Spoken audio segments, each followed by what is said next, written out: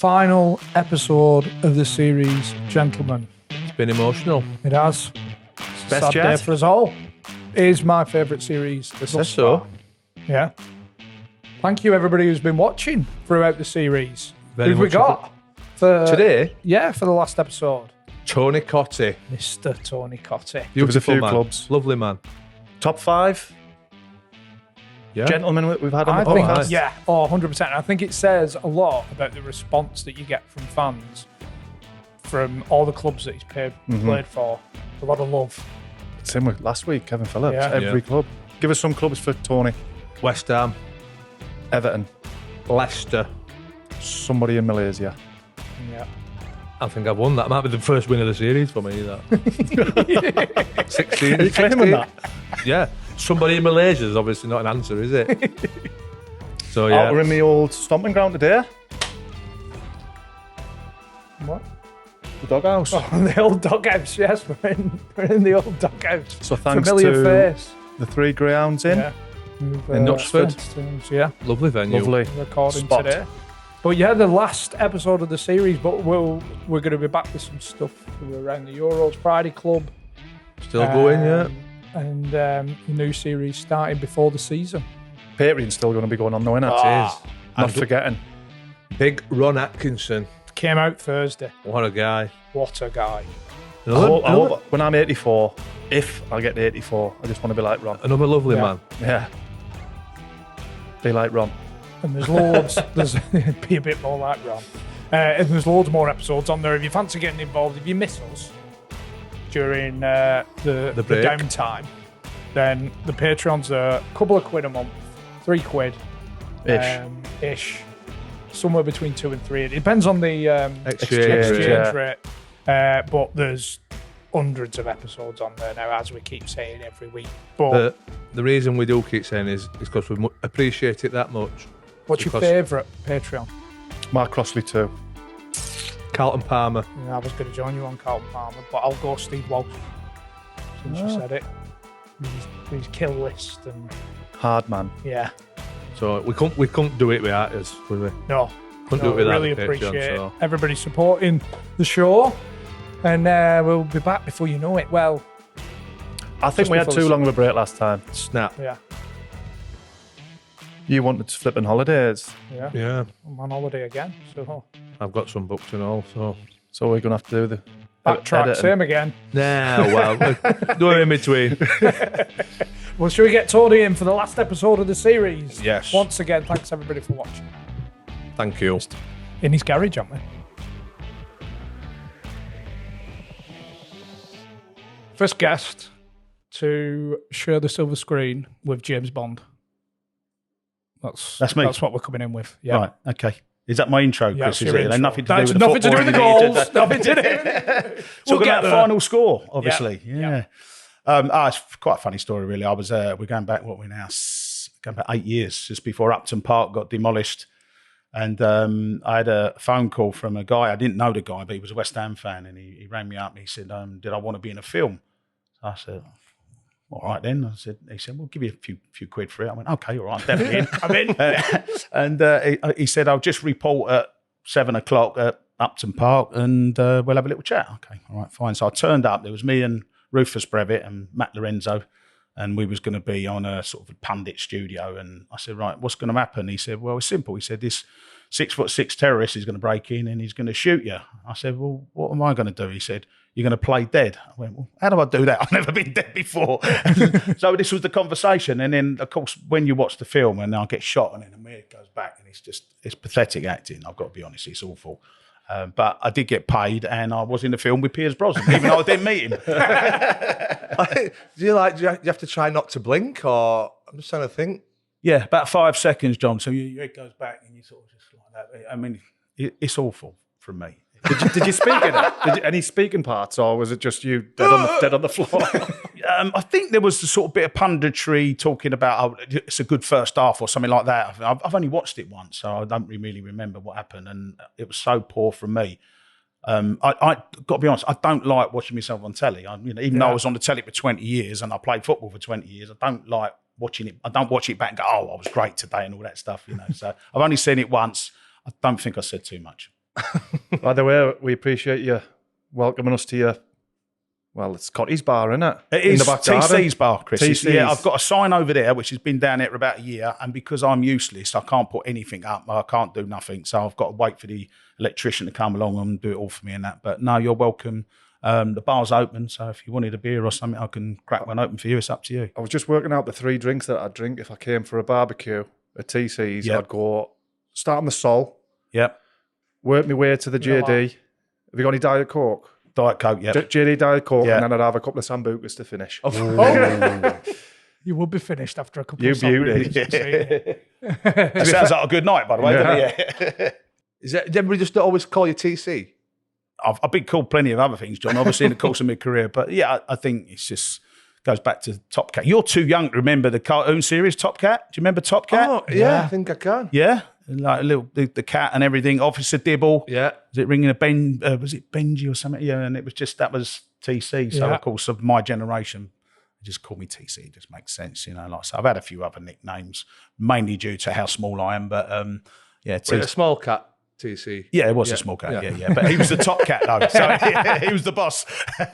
Talking about that, was that ever an issue when you were younger? Being small. Yeah. Forever. Seriously, it was just it was a nightmare really because I grew up in Romford, Essex area, and I was scoring goals from the age of 6, 7 years of age. And anyone who ever watched me play would say the same thing. Oh, they would say he's either a good player or a good goal scorer, but he'll never make it. He's too small. So I had it just rammed down my throat, and it was getting on my nerves. And I sat down. I was only about 10, and I was moaning to my dad. I said, "Dad, it's getting on my nerves. People keep saying I'm never going to make it. I'm too small and all that." My dad said, "Look, you're going to get to 5'8". I went, "Yeah, but it's still going to be too small, Dad." He went, "No." He said, "Who's your favourite West Ham player at that time in the 70s?" Brian Pop Robson, not the Man United one, the one who played for Sunderland and Newcastle. Fantastic goal scorer. He said he's 5'8". I said, "Okay." He said, "Who else you like?" I went, "Gerd Muller, 5'7". "Who else you like?" Kevin Keegan, best player at the time, English international, 5'8". "Who's the best player in the world at the moment?" "Pele, 5'9". He said, "Like, so all these players are small players. Like, who's been the best player the last 15 years? Lionel Messi." No, he makes me look tall, Lionel Messi. So it's, but we had the chat, and I used it as a tool for me to prove people wrong. And even when I got to West Ham, and I signed for West Ham as a kid, and I know a lot of the coaching staff were saying, "Yeah, he's got a chance, but he's going to be too small," and that was what I was worrying about. And I did eventually get the 5'7" 3/4, so I nearly got there. But yeah, I think sometimes people turn around and say, you can't do this, you can't do that, or whatever, and it's nice to prove people wrong. It's a simplistic point, but when you're listing all them names, It's true. Well, it is. Maradona, Listen, don't get me wrong. I mean, there are some wonderful players that are over 6 foot. You boys are over 6 foot, and you don't. I'm not saying you have to be 5 foot, 7 foot. I'm not saying that, but it's, you don't have to be a Johan Cruyff was 6'1". Ruud Gullit was 6'2", 6'3". Tony Adams 6'4". There's some wonderful players who've been over 6 foot. But I knew I wasn't getting to 6 foot. I wasn't getting anywhere near it. To be fair, you'd have been happy with fucking 5'9", wouldn't you? Yeah, exactly. That extra 1 1/4, job done. I'm never going to get there, John. I was going through your career yesterday, and obviously I grew up with when Rooney came through on the scene at 17. Yep. You got 90 career goals by the time you were 22, 23. Is that right? And it's a similar path to what Rooney. I I think think for our younger listeners. Yeah, I think I had 100 goals by the time I was 21. Do you know what, Chris? It's really weird because I think, and you probably would agree with me, that when you start your career, you don't start your career to build up stats and all that. The stats sort of happen, you do this or you score a hat-trick or whatever it might be, and you never realise what you're doing. And about 3 or 4 years ago, the media guy at West Ham, he said to me, he said, "Oh, Declan Rice, he's playing his 100th game for West Ham this weekend." So I said, "Okay." I said, "Oh, that's good." I said, "Oh, what is he, sort of the second youngest to do it or whatever?" I think he was 21 or whatever at the time. And he went, "No." He said, "He's the 14th youngest." I went, 14th? Declan Rice? He went, "Yeah." So I'm then thinking, it's got to be Bobby Moore and all that. And I said, "Well, who's number one then?" And he said, "Me." I went, "Me?" He said, "Yeah." He said, "And not only you number one," he said, "you're number one by 6 or 7 months." And I was only 19 and 8 months or something, and I'd played 100 games. And I didn't realise that until someone, you don't realise, do you? Because you're so wrapped up in your career. People think it's easy to be a footballer. It's not easy to be a footballer. You need complete dedication to get there in the first place. You've got to have talent. And then once you're there, that's the easy bit, getting there. Once you've made your debut, the hard bit is to be consistent and do it season in, season out. And I didn't realise. And it's lovely to look back and think of what I did actually achieve, because a lot of it I didn't know myself. So what were you when you made your debut? 17 and 5 months. I get pissed off when people say, "Oh, you was lucky, you was a footballer." No, I wasn't lucky. There was no luck involved in me being a footballer. It was just hard work, dedication. The only little bit of luck I had was when Paul Goddard, who was a top player, got injured. But even then, John Lyall, the manager, he had a choice. He had me as a 17-year-old or a guy called Nicky Morgan, who was 21, who was the reserve team striker. And I just thought he was going to play Nicky Morgan, but he didn't. He played me. And that was it. So I always say that, the rest is history. And I always thank John Lyall, because I wouldn't be sitting here today talking to you boys if you didn't have a manager with the belief and the confidence to give a 17-year-old a start, because they don't do it anymore. You mentioned Wayne Rooney. He's probably a rare example of someone being given a debut at 16 and staying in the team. We see kids dip in, but then they dip in, dip out, don't they? So, and did you have the inkling that debut was coming? You were absolutely close? Nothing. I'd not even trained with the first team squad.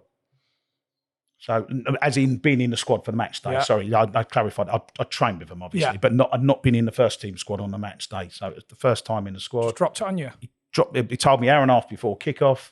I go out, I score after 25 minutes. We beat Tottenham 3-0, which was West Ham's local rival, still is.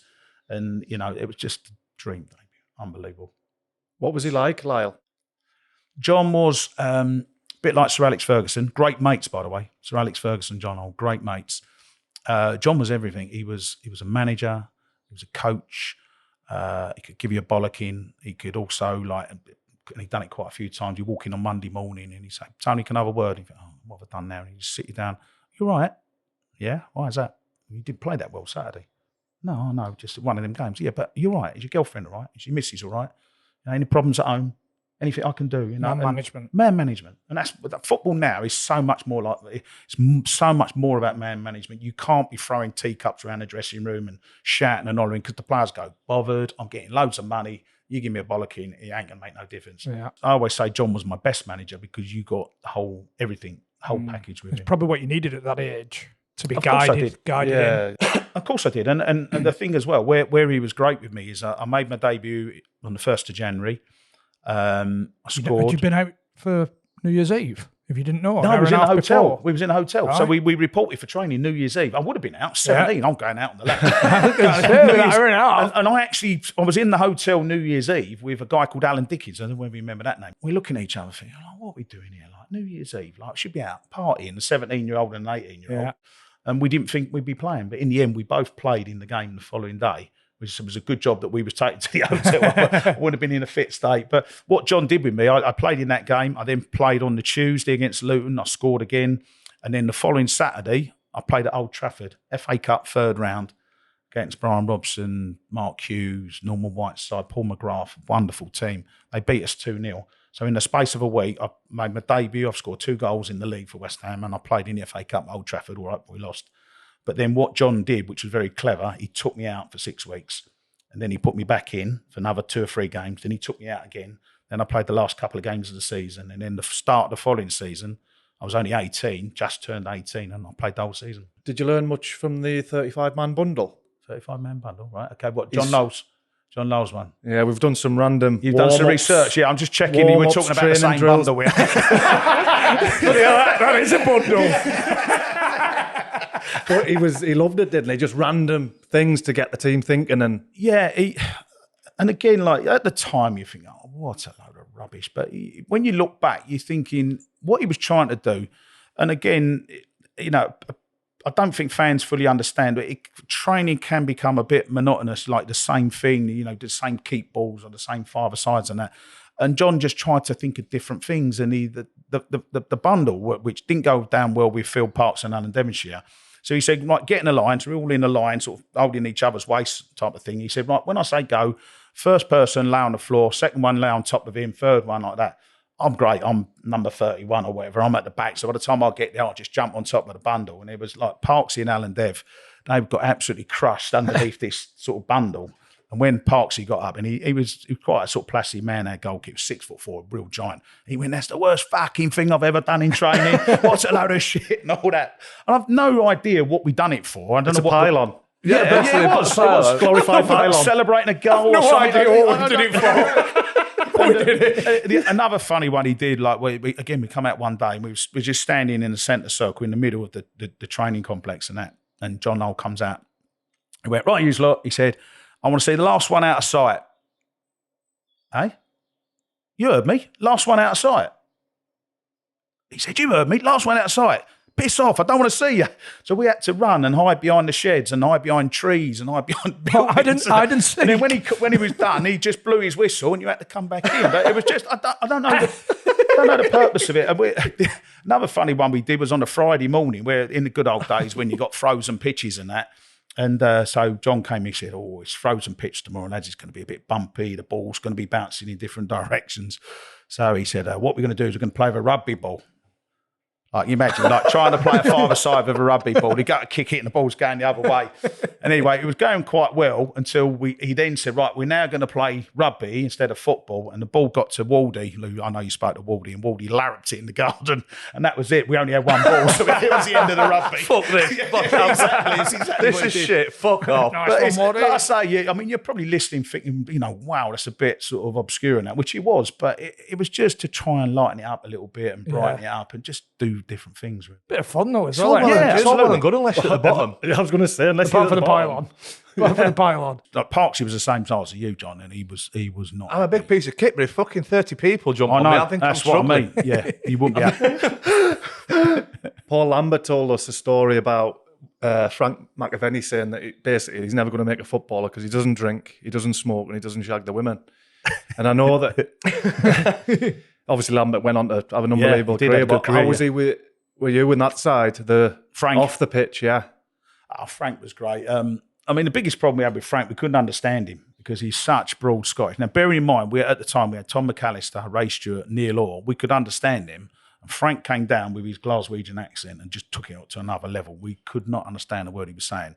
So we had to. I still do it now. I mean, we do bits and pieces together. I still say, "Frank, slow down. You're not in Glasgow. If you slow down, everyone will understand what you're saying." So he had a bit of a language barrier, but he was a wonderful player. And I was a young kid when we had our great season. West Ham, we finished third in the old top flight back in '86. And when Frank arrived, he was like, they talk about pressing from the front now as if like, no one's ever done it before. This is a new thing and all that. What a load of crap. I mean, Ian Rush was doing it in the 70s and Frank McAvennie was doing it in the 80s. But the problem I had is I was a lazy, selfish goal scorer. I didn't want to run around. All I wanted to do was score goals. So I'm sort of basically standing up the end of the pitch. I'm not closing down defenders. I'm not bothered when we ain't got the ball. When you get the ball, that's fine. I want to come alive and then I do what I need to do. So we had Frank for the first 7 games was brilliant, scored a few goals. I didn't score for the first 7 games. And then eventually the defenders got fed up with me. And Alvin, the captain, Alvin Martin, went to see John Lyall and said, "Look, we want to have a meeting." So he asked John and said, "What's it about?" And they said, "We just want to have a meeting." And John went, "Well, you have a meeting and talk about what you want. I'm not coming in, nor the coaches. If you've got a problem with any of the players, have a meeting, players only, shut the door, get on with it," which is what we did. So the meeting starts and straight away Alvin, like, "You ain't working hard enough. You ain't doing this. You ain't doing that." All at you? Yeah, to me. As and an bearing in mind, I was 18-year-old? 20-year-old kid. Gailey had a go. Ray Stewart had a go. Parksy had a go. All the defenders. And to be fair, McAvennie and Waldy stuck up for me and Alan Devonshire, the attacking players. And it was just trying to get the balance right. And what they were saying was, you can't have him running around chasing defenders and then he ain't in the box to score the goals. But on the other hand, I can't be standing up there doing what I was doing, which was fuck all. And Frank was running. Do you know what I mean? a better term, fuck all. It was a press without the second striker. So Frank's pressing and I'm standing still. You're jockeying. Yeah, exactly. So all they said was when we lose the ball, like say the goalkeeper's got it or whatever, just stand in between the right back. Obviously it's 4-4-2 in those days. Stand between the right back and the centre half and just like make it so difficult. And then if we do win the ball, you've only got to run 20 yards and you've got a shot on goal. So we had this conversation, bearing in mind we won 1 game out of 7. And then we went 18 games unbeaten. So it worked. And again, genius from John Lyall because he didn't get involved in it. He didn't want to take sides and just get on with it. But Frank was brilliant. I mean, he was we are very different characters. There's only one other player pictured in this room that we're sitting in now, and he's up there. You can see the West Ham picture up there in the top left-hand corner, and that's me and Frank. And as friends, we get on fantastic. In terms of our personalities and how we couldn't be more chalk and cheese if you tried. Yeah. And when Frank came down, he was basically playing on a Saturday, he'd get in a cab, go out to London, Stringfellows, paid 3 birds. He was having the time of his life. I was playing the game. I'd have a few pints in the Players' Lounge, as you used to. Go home, have a nice Chinese, watch Match of the Day. That was me. You can't help how you are. You just do that. That was my personality. Yeah. I was settled down with a girlfriend. Frank was just trying to shag everything in London, basically. And I think he achieved it. He had a pretty good go at it. Quite successful, Martin, I had. The funniest thing about it all, bearing in mind what I've just said, so we got to, I think it was about February that season, and I thought, I don't know why, but I thought I'll have a night out. I'll have me one sort of Saturday night out of the season. So I went out with my mate. My mate was playing for Orient at the time, and we went out and we ended up in Stringfellows, which wasn't a lap dancing club then. It was a pub and a nightclub. So we ended up it was on the sort of 2 levels. So you got the downstairs where the nightclub is. So anyway, we're having a few drinks. We get to, I think it was about 1:15, and I didn't used to drink loads and loads. I drink more now than what I did as a player, but I'd had enough. I said to me, mate, we've got to go now. It's 1:30. He said, okay, right, let's go. So anyway, we walked up the stairs from the nightclub to the reception, which was on the next floor up. And as we get to reception, I bump into Frank McAvennie.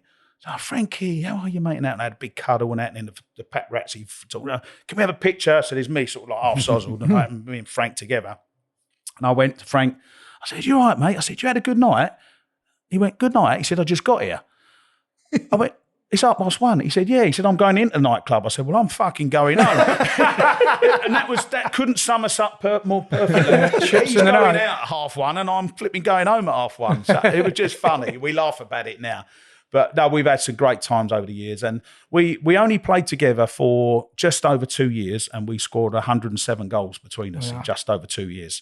So to say it was a good partnership is a little bit of an understatement. See, I'm thinking I'm gonna have a couple more here. Are you turning round? I'm coming back down with Frank and trying to get a few knockdowns. You know what I mean? Trying to get the page 3 bird. What was the crack pre-season when you had a curfew? Well, we went to Amsterdam, and I fancy taking Frank to Amsterdam in the first place. So yeah, it was John Lyall. So not the squad, Frank. The rest of the lads will be fine, but Frank, we had a good squad. And you know this. Any team, like it applies to modern day football. You have to have a good team spirit, right? So I tell this as my after dinner story. You've got to have a good team spirit. So anyway, we played against some shitty Dutch team, 3rd division team. Drew 0-0. Pre-season game was rubbish. After the game, it was 3:00 on the Saturday, and John Lyall sits us down in the dressing room and said, well done, lads, great effort, which basically meant we were shit, but we were trying to get fit for pre-season. He said, I'm so pleased with the effort, I'm going to let you go out for a few drinks. Like McAvennie's giving me a little nudge, getting all excited. And John Lyall goes, but, he said, you've got to be back by 11:00. He said, and I'll be sitting in reception, and as you walk in, I'm going to count every single one of you in. Right, okay, so anyway, by the time we get back to the hotel, time we get changed, get your taxis, we found this nice bar in Amsterdam, and we was having a few drinks, and all of a sudden it's, oh, blimey, it's 10:15. Well, we need to think about getting back. So we didn't want to get fined, and we didn't want to piss John off.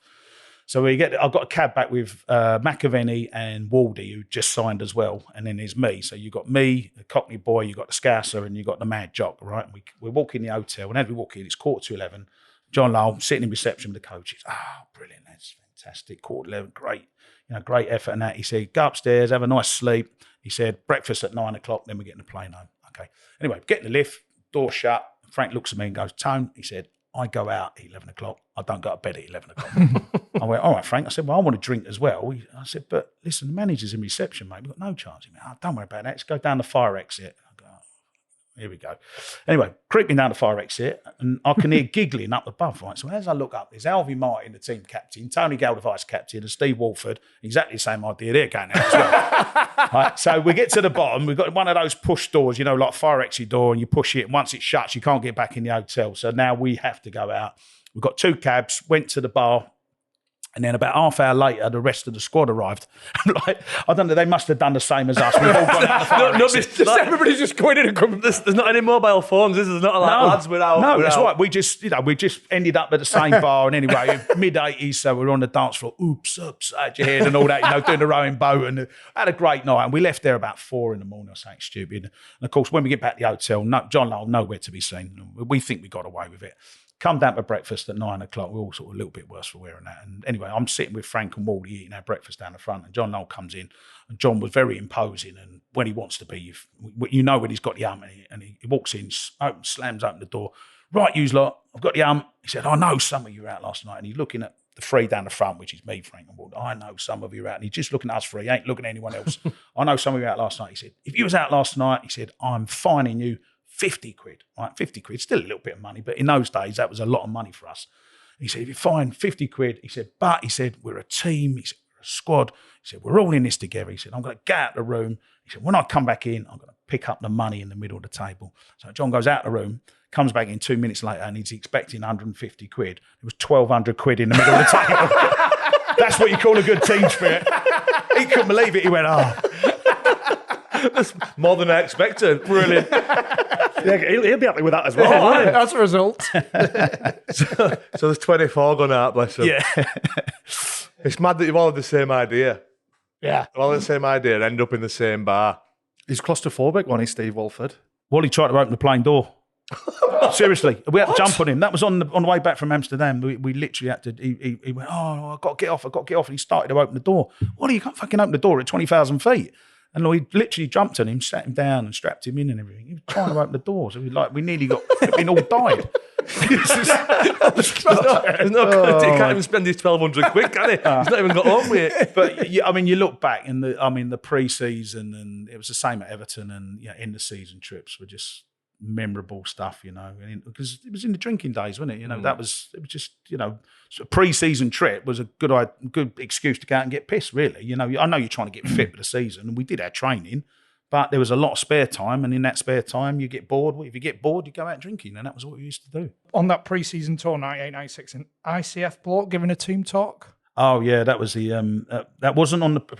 It was pre-season, but it wasn't on tour. It was at Orient. Orient always had a good pitch, so we played their pre-season because we knew it was going to be a good pitch. We was old school first division, and Orient were old school fourth division at the time. So we've gone there pre-season, and we lost 3-0 to Orient. Okay, and we honestly, bearing in mind we had our best ever season. Me and Frank got 54 goals between us. The pre-season was absolutely catastrophic. It was dreadful. We didn't win a game. We couldn't score. We was all over the place and everything. And then I think there was the bit of the final straw. It was one of the games coming towards the end of pre-season.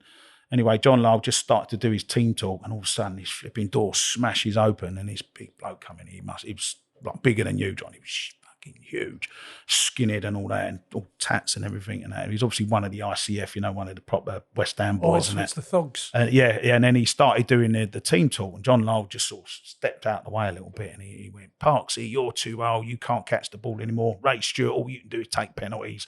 And he went through the whole team. He got to me, he went, look at you, you're a little midget and all that. So he slaughtered everyone, went right through the whole team, even the subs, all the young kids. You're not good enough to play for West Ham and all that.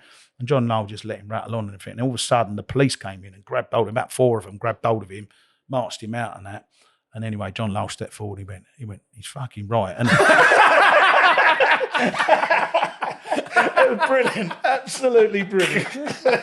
So had John Lyall not set this up then? He No, just burst in? it was a proper fan who was, the poor bloke got arrested after doing the team talk. I've seen that happen in Europe. Yeah. All That's the first the time owners I've do it. Yeah, Over this here. was Over here. 1985, long time ago now. But it was fucking right, isn't he? He's John fucking Lyall right, isn't he? stepping back like that. Oh. But he was saying all the right things. And then nodding. Yeah. He's right. He's right. Were you a West Ham fan, by the way? Yeah. Yeah, I was. So on my passport, it's got birthplace West Ham. But there's no West Ham hospital now, so it's something like you can't be born in West Ham now. So I'm really proud of that. Mum and dad West Ham, aunts, uncles, nans, granddads, great granddads. My family originally, the name Cottee came from France. Huguenots they were called. They came over about 250 years ago, and they settled in the East End. So basically, the family name of Cottee, and it's sort of, I've got distant cousins and second cousins, all that stuff and that. But everyone was in the East End. once football started, 1895 West Ham, and that was it. So they're just generations of West Ham fans. So the thing as a West Ham fan is that it's not optional.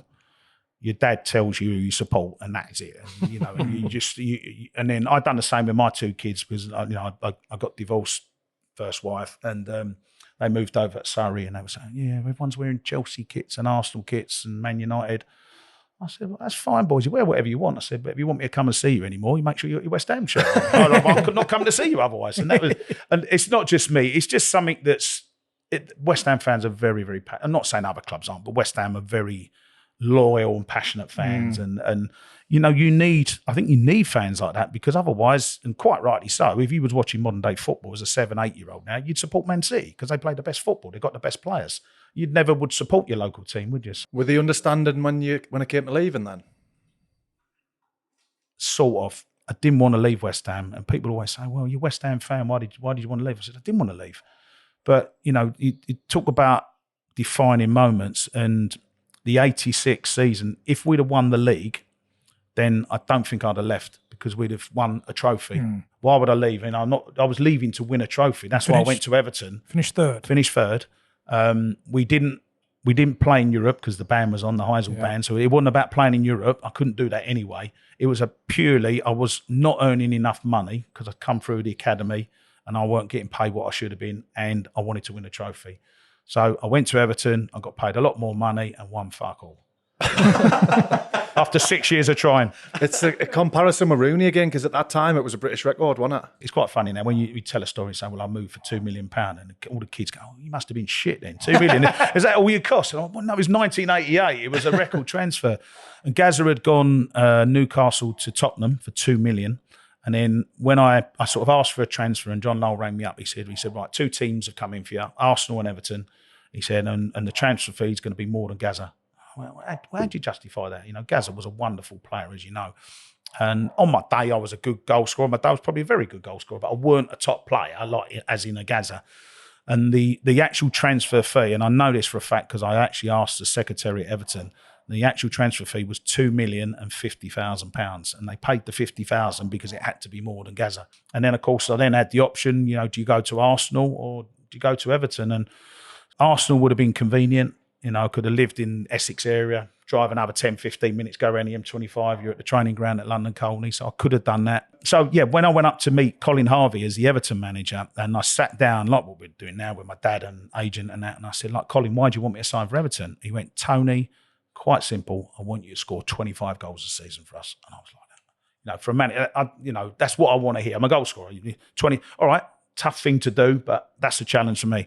So I go and meet George Graham, Arsenal manager, and sat down with him, and I asked exactly the same question. "George, why do you want me to sign for Arsenal?" So he said, right. He said, "First and foremost," he said, "when we lose the ball," he said, "I want you to go over to where the right back is to stop them getting forward." I looked at him, I thought, what the fucking hell do I want to do that for? Seriously. It's another 200 mile away from home, but I'm not fucking closing the right back. No, exactly. You can fuck off, George. Exactly. and then the next thing he said, of course, if you sign for Arsenal, you can wear your club blazer with pride. I thought, I don't want to do that for a West Ham fan. I fucking don't want to wear an Arsenal blazer. And it was just a bizarre conversation. And as it panned out, we was waiting for the money, the Everton money and offer was so much more than Arsenal. So, although everyone says to me, "You should have signed for Arsenal," and I say, "Well, it's a good job I didn't." They go, "Why's that?" I said, "Well, you never would have got Ian Wright." I said, "Because if I'd signed for Arsenal, then I would have been the goal scorer. I would have scored all the goals. All right, I might have been an Arsenal legend, but then they would never have had Ian Wright." And they'll go, "Oh, yeah, you got a good point there. Ian Wright was brilliant." So it shuts them up, sort of thing, But in the end, it was a no-brainer for me, and it was my one and only big move. I got a 5-year contract. It was a lot more money that Everton gave me, and I signed for Everton for 5 years. And I had a lot of ups and downs up there, but I had a great time. I was there 6 and a bit years. It's a wonderful football club. Very quick breaking play, gents. 1, because it's lunchtime, and 2, for a very special message from HelloFresh, sponsoring this episode. What have we got, John? We have got, I'm going to be preparing for you, zesty breaded sea bass and chips. You said you wanted fish and chips for dinner? With garlic mayo and baby leaf salad. And this is the bit that's really going to blow your mind. calorie smart, under 650 calories in this, lad. Yes. Sensational. You might be wondering why I've got swimming goggles on. That's because when I'm using this, I always like to think safety first. Yeah. Because Shows your technique. Chips, John, chips. Too thin. If you're not aware of what HelloFresh is, we've all been on HelloFresh for some time now. Choose your meals. It's perfect if you're a family of four, or if you're just not into cooking that much. How many meals have they got to choose from? Loads of different varieties. Caloricious. Is that the word? no, Calorie smart. Is it? Calorie smart. You've got the whole calorie. yeah, calorie. You got under 20 minutes. Yeah, the quick stuff. That's the one, isn't it? When you Yeah. can't be bothered on a night. You've been at the gym and that. Chop a couple of turkeys. So it comes to your house like this. You've got all your ingredients in here. Lemon and herb seasoning, breadcrumbs. All your mayo, tatties, all at the ready, and your lemon. Who's got a lemon hanging around in the fridge? The fish is in the fridge, but this is what it is. So easy to use. Step-by-step instructions. Step-by-step instructions. Just don't cut your chips. More like a toenail, innit? See, you should have followed the instructions, John. Chop the potatoes into 1 centimetre wide slices. I'll be honest with you, these If you think goggles, that's a centimetre, You've done it all wrong. You've ruined it, in fact. these goggles are a bit mucky. Thankfully, Let's see we've what got we're chopping. plenty more tatties to go at. But yeah, so all your ingredients, foolproof, near enough. That's the key. That's the word, foolproof. Foolproof. You cannot mess this up, can you? And the meals it's like going to a restaurant. Yeah. Top All quality. fresh produce. And of course, we've got an offer. This is the main thing. 60% off your first box, 25% off the rest of the boxes for the next 2 months, every week. That is an offer. That is an offer And a indeed. half. Eh? Is there a code? Is there a code? All you've got to do is go over to HelloFresh, the link's in the description, or the QR code on the screen, and use the code COSH60HF. You get 60% off the first box, 25% off for another 2 months after that. So yeah, just scan the QR code on the screen or click on the link in the description and use that code COSH60HF. What an offer, by the way. Come on. Oh, am I finishing it off? Chop, chop. What do you think? We're just doing it for a video? Or? We're going watching telly. Give us a shout when it's done. See you in a minute. Don't feel safe without my goggles on. How did you deal with the pressure of the record signing? Hated it, Chris. Lineker. Obviously, Hated it. Lineker's replacement in a way. Yeah, well, that was the thing. So Gary went there and got 40 goals in 86. They won the league in 87. And I'm being brought in to replace Gary Lineker. Everything was just £2 million this, £2 million that. I was the £2 million man. I weren't Tony Cottee anymore. I was the £2 million man. And it just was getting on my nerves. And in the end, I just got to do something to try and get them off my case and that, and then make my debut. I scored after 34 seconds, get hat-trick when you beat Newcastle 4-0. And although it was one of my greatest achievements as an Everton player, it's probably the pinnacle.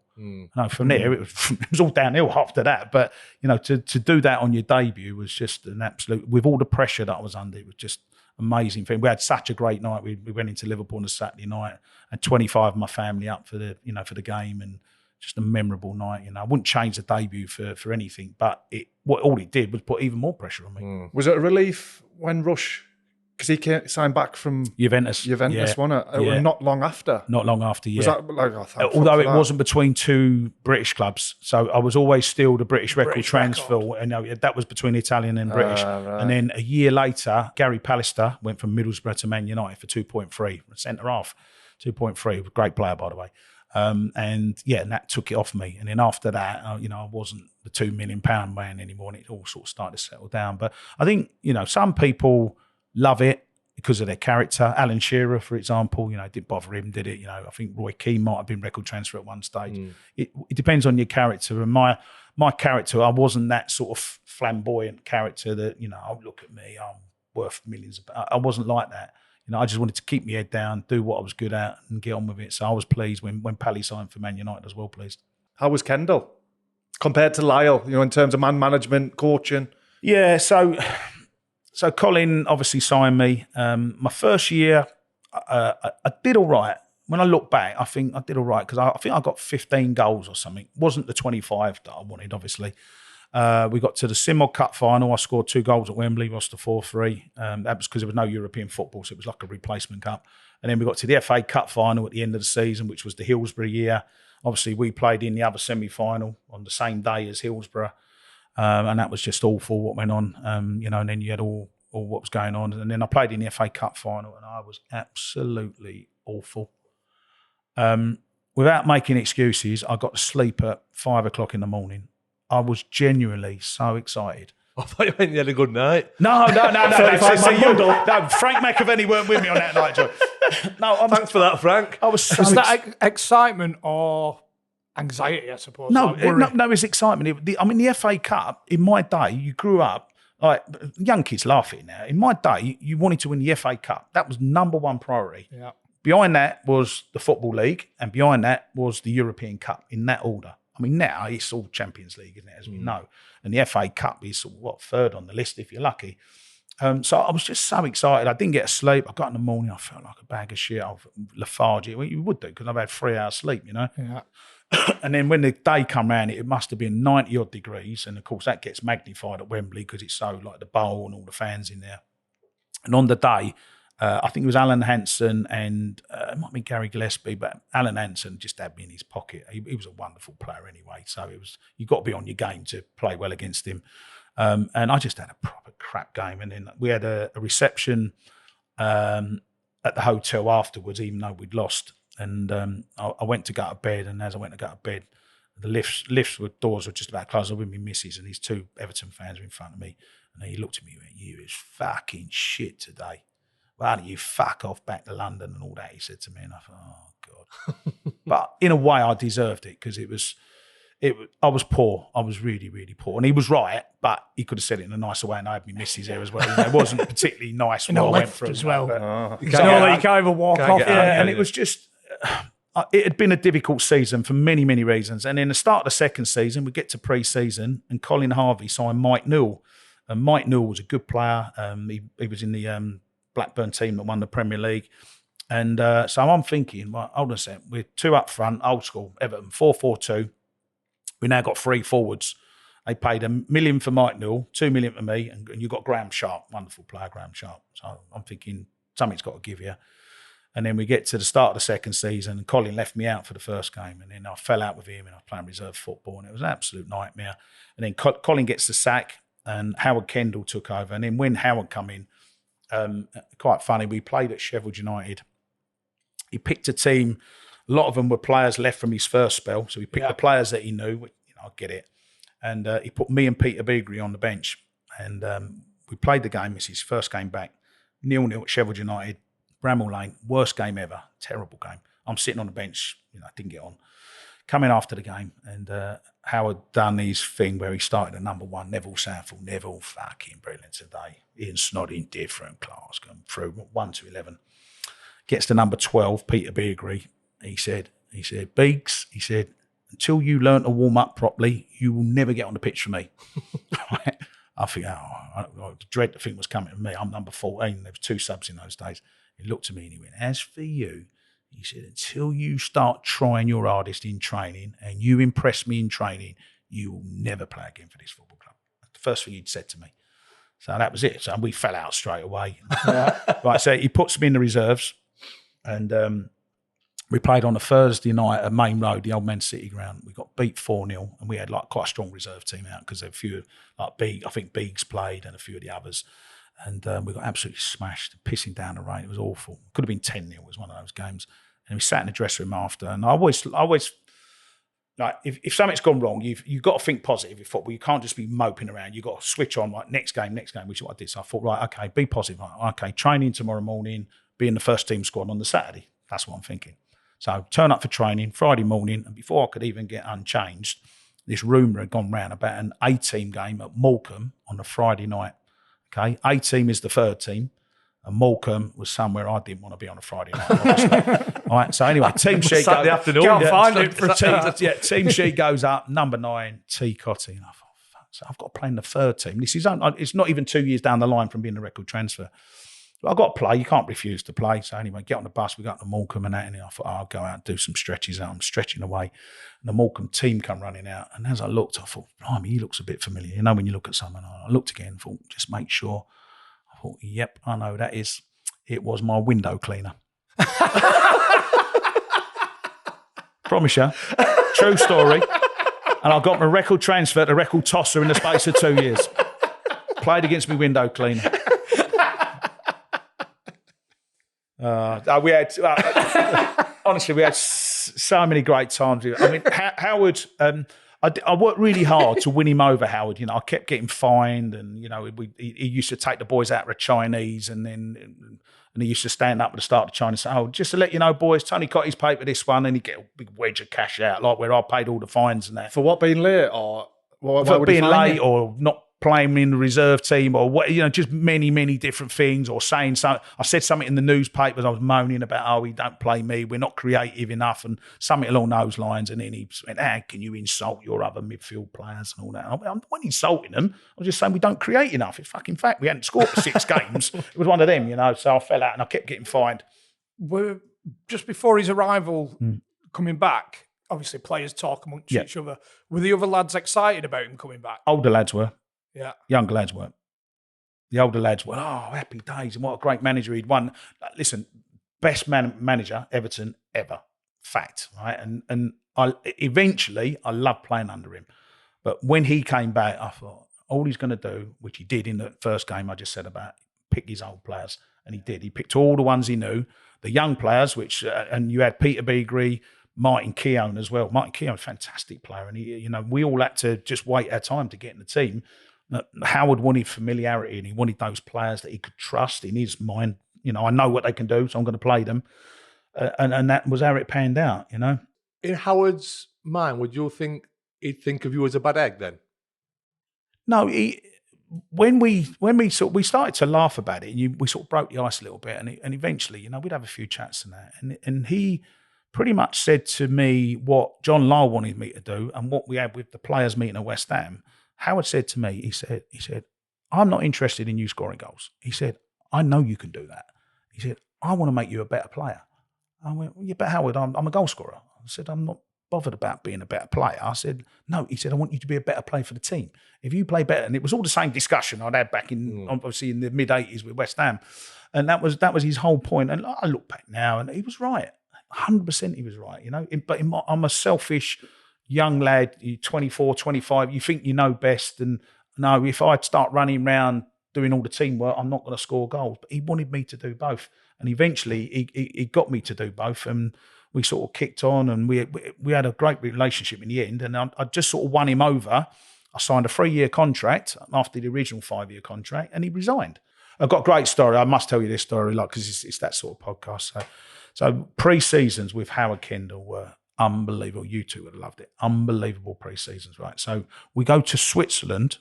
I don't know whether it was 91, 92, whenever it was. Switzerland, 10 days in a training camp. Okay. We landed in Zurich or wherever it was. We got on a bus for about 3 hours, right? We're driving in the middle of nowhere. And then we get to this mountain, one of the big mountains. And at the bottom of the mountain is a village. True story, promise you, right? Village at the bottom.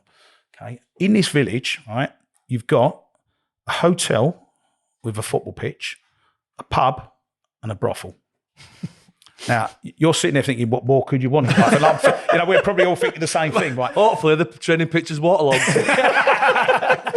So we've obviously travelled on day one. So you get up the morning of day two, and Howard was very much let's do 2 or 3 hours, bash you out in the morning. We're not going to do double sessions. You're only going to get tired. It was boiling hot, etc.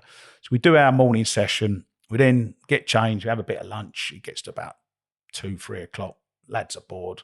If you're bored, what do? Go down the pub. So we go down the pub. We've had a 3-hour, 4-hour session in the pub. And bearing in mind, we've got to train the following day. We think, well, we can't be too late down the pub, you know. So about 7 o'clock, we've left the pub. And when you leave the pub, you've got to walk past the brothel to get to the hotel. And what do you do when you're horny? Exactly. So we've all gone into the brothel. And as we walk into the brothel, right in front of us is Howard Kendall. Arm around two of them. In you come, boys. What took you so long? I didn't see that coming. I told you they'd come, didn't I? I told you they'd be here. Only a matter of time. I think he knew he was coming and he positioned himself and everything. But it was just, and the secretary, the club secretary was in there as well. And like it's the early 90s. It's all a bit different nowadays. But it was just, it was funny as anything. And there's an even funnier part of the story. So we've all gone into the brothel. We're in there for 3-4 hours. And then eventually 11 o'clock, right, Howard, like, go on, lads, go on. You've had a bit of fun. Get back to bed now, So we get back about 11 o'clock, at which point I've been drinking 7-8 hours. And as I say, I wasn't a good drinker as a player. I've got a headache and all that sort of stuff. I'm rooming with Pat Nevin, okay? And Pat Nevin didn't go out. Pat stayed in his room. And the only other one who didn't go out was Andy Hinchcliffe. Andy's doing really well for Sky, and a good player as well, Andy. And those two have stayed in. So anyway, but I get up in the morning, and I said to Pat, wake me up. So he wakes me up. He said, I'm going to breakfast. You coming to breakfast? I went, no, Pat, I'm fucking weird. I'm going to take paracetamol, I've got a headache and all that. He said, all right, I'll wake you up when I come back from breakfast. So anyway, he comes back up about half hour later. And he said, you won't believe what's just happened. I said, what? He said, I went down to breakfast. He said, there was only 3 people at breakfast. He said, me, Andy Hinchcliffe and Howard Kendall. I went, well, what did Howard say? Howard looked at us both. He went, you two are a fucking disgrace. You're the only 2 who didn't go out last night. All the rest of the boys were in the pub and the brothel, and you 2 didn't go out. You're a fucking joke, you are. Honestly, Pat went, I can't believe it. I was only reading my book in the room. Fuck off, Pat. Oh, my God. So funny. Great story. What were Big Neville like? Oh, Nev, mad as a hatter. Absolutely mad as a hatter. Didn't drink. They never touched drink. But do you know what? He came out with the lads. He came out. He would have been what the story I just told him. Nev would have been with us, and come out, have a good time and everything. But just absolutely crackers. The one thing I would say about him is, like you talk about goalkeepers now. The main thing with goalkeepers, they're not worried whether you can catch the ball, is whether you can play with your feet, which I don't agree with, but it is what it is. When I left West Ham, so I've gone from 6'4", Phil Parkes, one of the best shot stoppers, world class on his day, best shot stoppers you're ever going to come across. Go to Everton, and then we get to the day before my debut. So the debu's on the Saturday. We're 5-a-side Friday morning at Belfield at the training ground. And we pick the teams, and Neville's playing outfield in the 5-a-side. And not only is he playing outfield, he's doing sliding tackles, taking people out and everything. This is on the Friday before my debut, so I'm keeping well away with Neville. But the point I'm making is he wanted to play as an outfield player. He didn't really want to play in goal. And he was the first sort of goalkeeper, not the first one, because Grobler used to do it, but Grobler weren't that good. But Neville was just so comfortable with the ball at his feet, and not only that, he had the all-round game as well. So if you talk about, in terms of all-round goalkeeper that I played with, he was head and shoulders as an all-round goalkeeper above everyone. Parks, he was a great shot stopper, but he couldn't play with his feet. But Neville just changed the mould, and he sort of wanted to be an outfield player. And of course, look now, I mean, never be different class nowadays. Yeah. Were you a good sub? Coming on, changing games, and I probably was a good sub to bring on, Chris, but I wasn't. I didn't used to warm up. It just in the era like we, in the 80s now, they used to say, "Oh, you're not going to warm up." I say, "No, I'll have a cup of tea. If I want to warm up, I'll have a cup of tea." That was my line, Just sit in the dressing room. Oh, warm up. What do I warm up for? Especially on the subs bench. I know why you've asked, because obviously the 4-4 game, which was an incredible game, and. So when I go on my travels around Europe, around the world, or whatever, and you meet Everton fans and you meet Liverpool fans, and it's quite funny because the Liverpool fans always look at me and they go, "It's your fault." What do you mean my fault? Your fault? What do you mean my fault? It's your fault. Kenny Dalglish resigned, and because Kenny resigned 2 days after the 4-4 draw, so I get that every Liverpool fan, and they think they're the first ones that said it to me. I've had it said so many times, and then the Evertonians always say to me, "Surely the 4-4 was the best game you ever played in." I went, "Well, I didn't play in the game." I said, "What's up?" What minute did you come on? I came on the 84th minute. So, fuming. Like 80 minutes on the clock, are you fuming that you haven't been put on yet? No, do you know what, Chris? I wasn't. Because I was enjoying the game. It was it's a great watch. It was, John. It was an amazing game. So it went 1-0 Liverpool, 1-1, 2-1 Liverpool, 2-2. 3-2 Liverpool, and we're losing 3-2. At which point, Howard Kendall turned around. It must have been about 70 minutes, I reckon. He turned around to me and went, "Go and get warmed up." And I was just standing. I'm still watching the game. I'm not really warming up. Teabagging. Yeah. And I'm sort of doing a few token stretches and everything. And anyway, this went on and on. And then all of a sudden you get that one. You know, when you get that one, you're going on. And I get to him, I take my gear. I'm ready to go in 10 seconds. And he put his arm around me. He said, go on and get us a goal. And I looked up at the big ball behind the goal. It had 84 minutes. I looked at him. I thought, what the fuck do you think I'm going to do in 6 minutes? Seriously. And then because you've got to try and get up to the pace of the game and everything. And, and it ain't as easy as what people think. Sometimes it does happen. Most times you bring a sub on and not a lot happens, especially with 6 minutes left. And anyway, I ran on and funny enough, I haven't actually, I mentioned him. I mentioned my dad with all the hype, but my dad was very influential in my career. And I got my dad in my ear. And as I run onto the pitch, my dad used to say, son, he said, don't go out wide. He said, you'll never score a goal out wide. Stay down the middle. So I've got that in my mind when I run on the pitch. So we had 6 minutes of normal time and 4 minutes of injury time. And for that 10-minute period, I touched the ball twice. The first one was a 10-yard layoff on the halfway line. And the second one, left foot, back of the net, makes it 3-0. And that feeling was up there with my debut, that hat-trick on my debut. And that was an amazing feeling. We go into extra time, and then John Barnes curls one in the top corner, great goal, 4-3 Liverpool. And then I get another one, left foot. Both goals were left foot, believe it. Bear in mind, I was right foot, and two left foot goals, made it 4-4. And it was just an amazing game. And it's still the best derby game in probably 50, 60 years. There's not been a game better than that Merseyside derby. And anyway, after the game, I'm sort of the hero. I've come on and scored the 2 goals. And then on the Saturday, that was on the Wednesday, Dalglish resigns on the Friday. On the Saturday, we played at home to Sheffield United, I think it was. We won 1-0. I scored the only goal. And then I'm thinking, I've got to start here. I've got to start. It was a second replay. And he didn't pick me, Howard. I was fucking fuming. But we won 1-0. So I couldn't say anything because we beat Liverpool 1-0. Yeah. And then we go to West Ham in the 6th round, lost at Upton Park and get knocked out in the quarterfinals. And I was sub for that game. I wanted to play. If you're through on goal, one-on-one with the keeper, McAvennie's just to the right there for an easy layoff, and you win round the keeper. I'm shooting. Fuck you, Frank. I'm shooting. I'm going round the goalkeeper. Frank laughs about it. If you had Frank here now, Frank would say, if Tony runs through, he's shooting. And they say to Frank, what are you going to be doing if Tony run through on his own? He says, I'm getting ready for the rebound. Right? And then they say to him, what about if you run through? And he says, I'm going to pass. But that was the difference. He was a team player. So he ran through. Peter Beardsley used to do it. Peter Beardsley, when I played with Pete, wonderful, wonderful player. Pete would beat 4 players, draw the goalkeeper, tap it across to me. I'm 6 yards out, no one in goal. I just stroke it in. Peter would run after me like I'd scored the best goal you've ever seen in your life. You got in opposite direction. He's beaten 4 players and draw the goalkeeper, and then he's jumping all over me. What a goal! What a goal! He just beat 4 players. Was there no point in your career where you thought, maybe I should be passing it across in that situation? I think you learn as you get older. As you get older, you become less selfish and less... I don't like using the word arrogant, but you have to have a bit of arrogance. To be a footballer, you've got to be confident and arrogant in yourself that, I'm the best player. Because if you play without confidence, then you're shit, aren't you? If football's so much about confidence, so you had to have that. As I got older and developed as a player, then I learnt more about the team thing. When I ended up at Leicester with Martin, I had the same thing. Martin was saying, work for the team. Howard Kendall told me, John Lyall told me. There was all. By the time I got to be 30s, I was actually quite a decent team player because I got in the right positions. But it was all about me scoring the goals. I was just obsessed with scoring goals, and that was with me right throughout my career. That's the only thing I miss. People saying, sorry, Chris, people say, do you miss playing football? No, I don't miss playing football. Do I miss the camaraderie in the dressing room? I was at Sky for 20 years, so I had that. And, I do things like this. We're having a great laugh here. That's the camaraderie for me.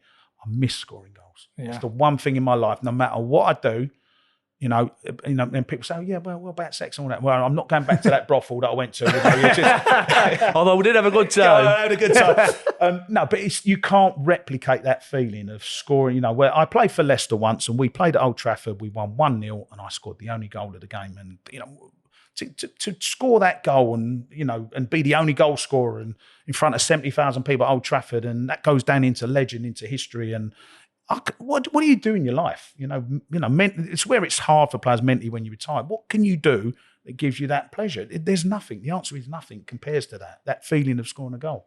Any hint of regret signing for Everton over Arsenal? No, not really. I don't think. Chris, it's such a difficult one to answer because hindsight's such a wonderful thing, isn't it? I can sit here now and say that Arsenal won the league in 89, they won the league in 91, they won the FA Cup and the League Cup in 93. And then, I haven't told you this yet, sum up my Everton career. Everton win the league, 1987. I sign, 1988. I'm there for 6 years, win fuck all. Leave in 94, Everton win the FA Cup in 95. Now that sums it up perfectly, doesn't it? So it was the right club, but at the wrong time. But, again, I always say I could have gone to Arsenal, and I said about Ian Wright, Ian Wright and all that. And also, you could sign for Arsenal, you break your leg in training the first day, and you don't do anything. So at the time, it was the right decision, and I can't honestly sit here today and say it was the wrong decision because I wouldn't have had all the memories and everything. Yeah. The only slight regret of my career is that I didn't start West Ham my whole career because I'm a West Ham boy. Yeah. As you can tell, I'm very passionate about West Ham. It's my club. And I'd love to be sitting here saying I played for West Ham for 20 years and that's my only club. But it wasn't how my career panned out. And, you asked me about how hard it was to live. It was really, really hard. But, we all have two caps in life. You have your personal cap. The personal cap's always a claret and blue one. It'll never be any different. And then you have your professional cap and you make your decisions, and you choose your clubs and you do what you think is the right thing at the time. Was there only ever going to be one club that you'd leave Everton for? Did you know that you want to end up back at West Ham? I wanted to go back to London, Chris. I think I'd done as much as I could. I'd been there 6 and a bit years. Mike Walker was the manager. It was crap. He was my worst manager that I had. When I say it was crap, he was crap at Everton. Norwich, to be fair, at Norwich, he was good. He got me in Europe. They beat Bayern Munich. They qualified the UEFA Cup and third in the Premier League. He'd done well at Norwich, but he just wasn't a good Everton manager. So I fell out with him. And the frustrating thing, I was on 99 goals at Everton and I only needed one more goal to get in the 100-goal club. I think I'm 10th highest goal scorer still anyway. But, just to have scored a 100th goal would have been great and then sort of leave. I think I would have probably gone back to any London club because I needed to be sort of Essex-based and that. But then as soon as you knew West Ham... As soon as I knew West Ham, that was it, yeah. And that was why I left. I mean, really, I should have sort of said, well, no, I'm on 99 goals. I'll just wait until I get my 100th goal and then I'll leave type of thing. But as soon as it was West Ham, that was it. And it had taken 6 years for the fans to fully forgive me, I think. Right. It took a long time. And don't forget as well, when I left in 88, the following season, they didn't have their regular goal scorer. They got relegated, West Ham. And then they had a real period of up, down, and a lot of that was off the back of not having my goals in the team. So, I get it when they say... You've got to blame for it a little bit. Yeah. Did that hurt? Because it was when you went back to West Ham as an Everton player, because I'm assuming you got bad... Yeah, I got... It was 50-50. There was 50% booing, 50% sort of begrudging applause sort of thing. A bit like what Declan, I keep mentioning, Declan got the same when he played for Arsenal first time. There's a few people booing and a few people sort of politely clapping, me being one of them. But yeah, it was tough. I think as the years went by, it got easier and easier. And the turning point for me was the death of Bobby Moore, which was back in 1993. I'd been at Everton 5 years. And what the club said, West Ham, they said, we're going to play a charity game. It's going to be West Ham against the Premier League 11. And they're going to take a player from every Premier League club. There was 22 clubs at the time, so forget West Ham. There's 21 clubs. So I'm thinking I'm at Everton. 21 players, one from each club. Surely must be the Everton one. And I got chosen, got a nice letter through, come and play in the game, which was great. When we get to the game, they came in the dressing room beforehand, all the big wigs, and they said, just to let you know, we're going to introduce every one of you players individually. I thought, no, please don't do that. Because the previous times every time I'd played, it was half booing, half cheering. And it was, although it was getting less, it was still, last time I played, I'd got booed. And I thought, can't do that. It's Bobby Moore. This is the legend, the Bobby Moore. It's a charity game. You can't boo me. And I'm shitting myself. And I think, oh, please, like that. And anyway, they go down the line, read out every player. And then they called my name out. I thought, oh, here we go. And they go, please welcome back Tony Cottee. And I stepped forward and the fucking whole ground erupted. Yeah. Round of applause and everything. And I stood back in the line. I thought, do you know what? I'm ready to come home. It was a sad moment because obviously like no one wanted to lose Bobby Moore at the age of 51, but it was also a moment for me that sort of ensured that I, the sort of built the bridge. The seeds were sown for my return the following year, and I went back a year later. Was that under Redknapp? Yeah, Harry Redknapp, yeah. I think I was always under a bit of pressure because West Ham were in relegation trouble when Harry signed me, and they re-signed Julian Dix as well. Dixie had been at Liverpool for a year, and they signed Dixie back. So they got sort of what you would call two sort of club, sort of, I don't like to say the word legend, but two sort of players that they could identify with the fans to try and give the fans a boost to try and stay in the Premier League. And I did my job. I had 2 full seasons there. I was top goal scorer both seasons. As I said, that was always my aim. And, I thought everything was great. And then sort of started the 3rd season, it all went a bit wonky. Under Redknapp initially, though, was it a case of him playing to your strengths? When you went to Everton, they were trying to change you a little bit, weren't they? Was Redknapp just not... No, he was a football man. He was a football man, and everything was, typical West Ham, really. Pass and move, third man runs, get the ball into the strikers. I played up front with Ian Dowie, and I played up front with Joran Bora. I don't know if you remember that name. He sort of Dutch lad. He was a good player as well, but both target men. So I was up there, they was winning all the headers and I'm going to flick-ons and all that. So it was all designed to get the ball forward and create chances.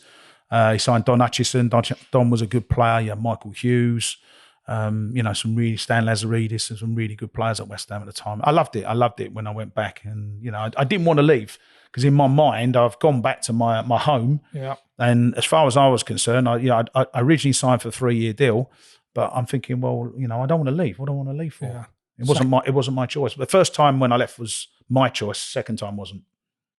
Second debut as good as the first one? No. I got sent off, didn't I? Of all the places. Still memorable, though. Oh, exactly. Still for memorable. The wrong reasons. So, I mean,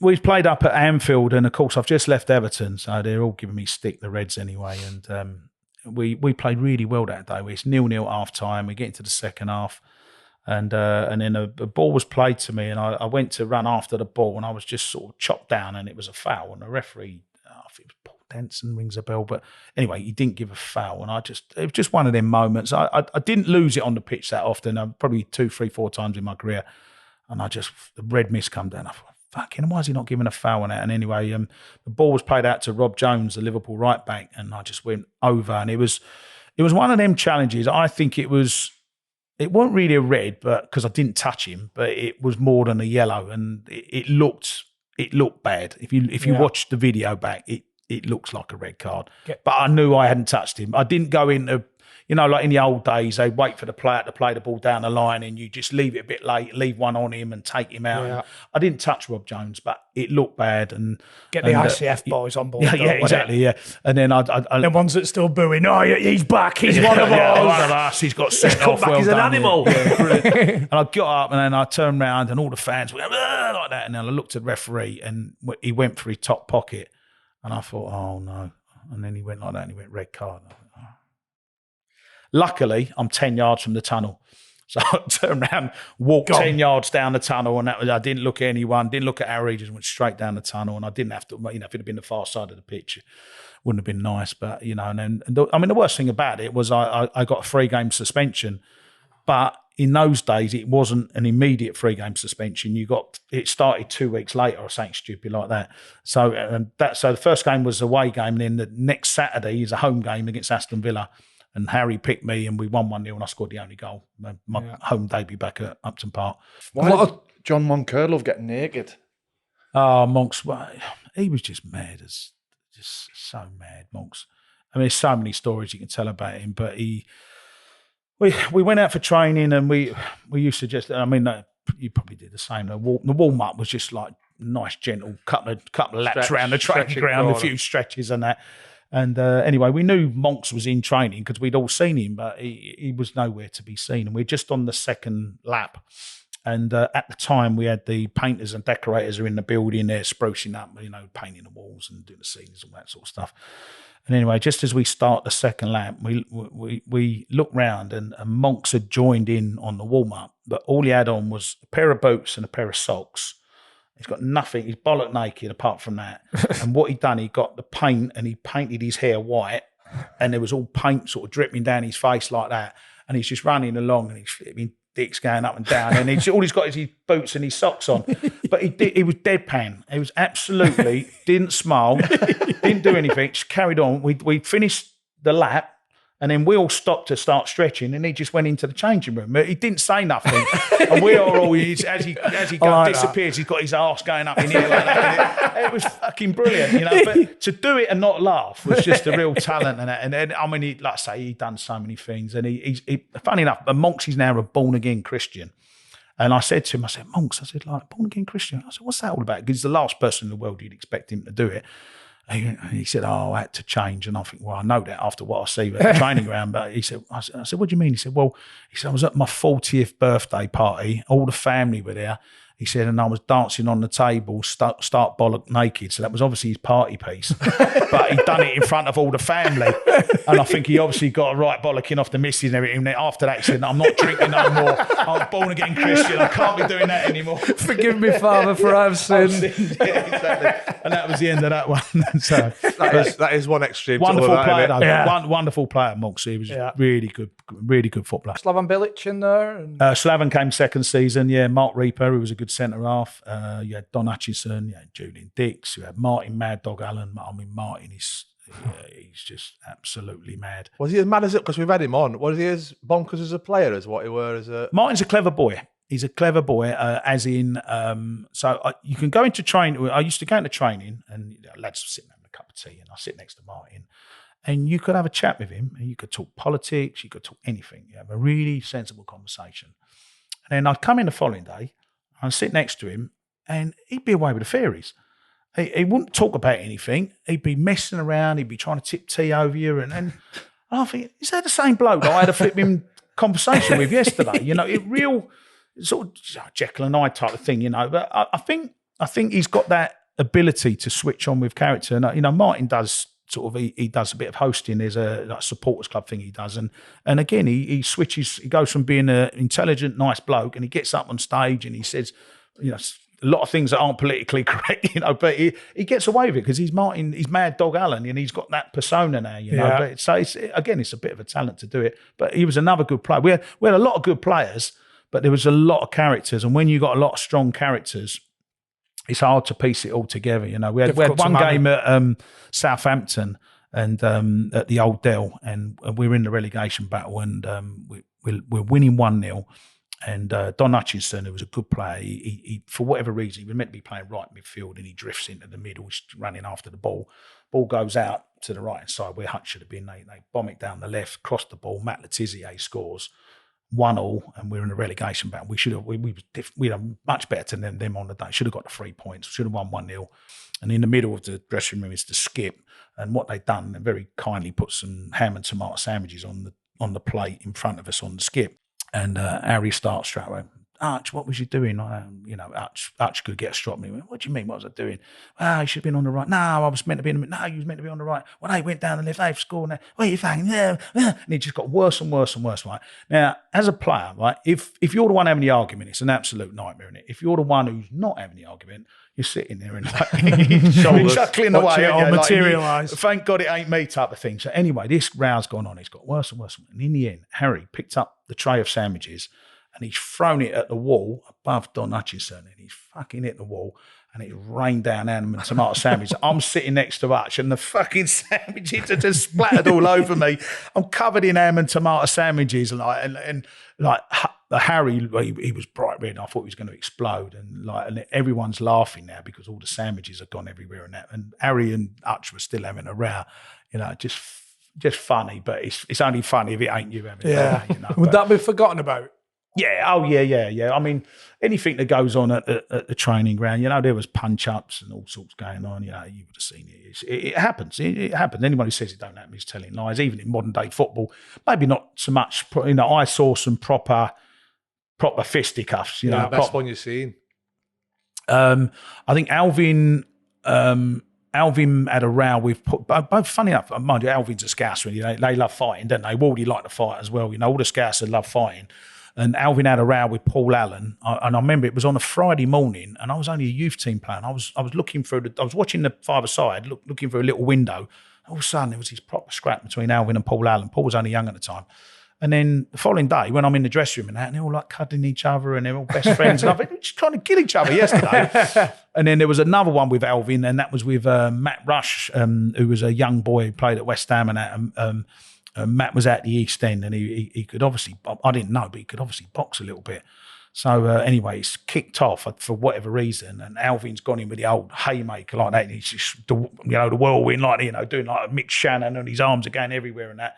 And Matt just sort of like bobbed and weaved and that, and then poof like that, and like Alvin's got like that, one on the chin like that. Alvin's gone again like that. Matt's gone poof like that, and hit him again. And we just stood back and watched it because like, sometimes sometimes you split it up, and sometimes it's a joy to watch, and that was a joy to watch. It went on for a couple of minutes, and I think Alvin didn't land a punch, and Matt landed 3 sort of proper corkers and that, and then all of a sudden break, you come. He's quite good, isn't he? But then the following day you go out and play, and everything's forgotten. Yeah. You have to forget things like that. We've all had rows, and any workplace, you've got to have a row with people and call them out if they're not doing their job properly or whatever. You call them out, but then you got to forget about it because you got to work with them.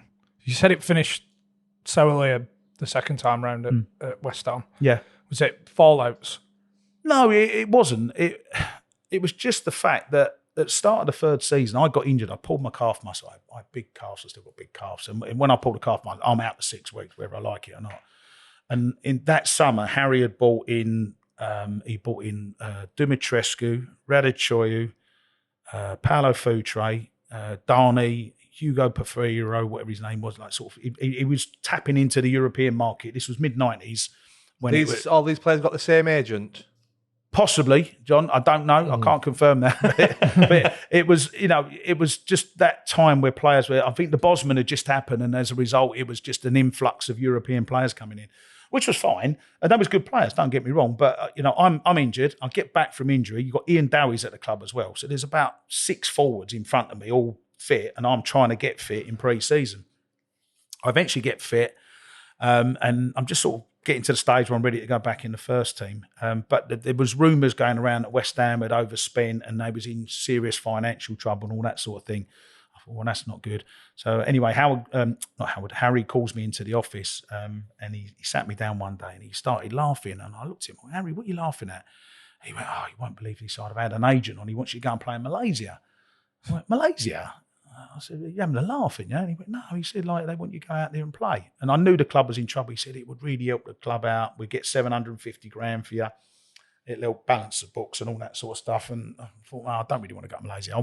Anyway, I spoke to this agent, went on for 2 weeks. It was a complete load of rubbish. And I went back to Harry and I went, Harry, look, I'm staying. He went, okay, great and all that. And about a week later, he calls me back in again and he went, there's another agent wants you to play in Malaysia. I thought, another agent. And anyway, I spoke to this agent, and all of a sudden I was on a plane. I flew out to Malaysia. Same agent with a tash on. I flew out to Malaysia, had a quick look round, looked at the football club, flew back all within the space of about 36 hours, and come back, and I've got to make a decision now. West Ham want the money. Playing on your heartstrings a bit, though. Yeah, the other club want me to sign, and it was it good money. It was tax free, but only if you stayed out of the country for 10 months. It wasn't like a Saudi Arabia payoff what they get now. It was like nowhere near that, But for what I'd been earning at West Ham, tax-free money, it would have made a difference to me. And what do you know when you went back to West Ham? I took a pay cut. I took a pay cut to go back from to West Everton. Ham. From Everton, yeah. So you're not That's even how much I love the club. Yeah. So you're not even like getting what you should be really getting worth. No. The amount of goals that you score in the Premier League. No, it was just, and the wages were going up at the time, John, as well. They just started to creep up. I remember Roy Keane getting 10 grand a week. I'm going, 10 grand a week? That's ridiculous. No one will ever get more than 10 grand a week. Of course, you know what they're on now. So the wages were going up, but because of my age, my wages were going down. And eventually I thought, well, if it helps to save West Ham, I'll do it from that point of view. If I get a little payoff at the end. And the frustrating thing about it all is, like, obviously I had an agent, and I said to the agent, who else is in for me? Bearing in mind, I've been top goal scorer the 2 previous seasons in the Premier League, not in the Championship. Premier League, last 2 seasons, top goal scorer. No one came in for me. He went, well, QPR might be interested. What do you mean might be interested? They're either interested or they're not. And I went, might be. So I had no one else to turn to. And so was that a shock as well to you? Yeah, it was a shock, and it was a bit upsetting in a way as well, bearing in mind all what I'd done over the course of my career. And, thinking, the one thing I'd always done was consistently got at least 10 Premier League goals in a season. If you get someone get you 10 Premier League goals, invariably you're going to stay in the Premier League as a club. So no one came in for me. Is that gospel, or are these agents? I'm thinking this exactly the same. Yeah, getting weighed in from Malaysia. It makes sense for you know. to go to Malaysia. I don't know. I'll never know, and the agent that did the deal, he's still operating now. I've never really spoke to him too much about it, but it's all a bit irrelevant. But in the end, I signed for him. Went out to Malaysia, and the frustrating thing about it all was, I left in the October, and then in the January, bearing in mind West Ham are skint, ain't got no money, they paid £5.5 million for Hartson and Kitson. And I'm looking, thinking, hold on a sec, is this the same club that ain't got no money? And then they've gone from getting the $750 from me, and then they paid $3 million for John Hartson and $2 million for Paul Kitson. Don't get me wrong, great players and that, but I was at the club. They bought Kitsy, and Kits was a similar player to me. I could have done that job for West Ham. And as I proved when I went back to Leicester, I could still score goals in the Premier League. But I went out to Malaysia, and, the funny thing about it was, for the first time in my career, I was a target man.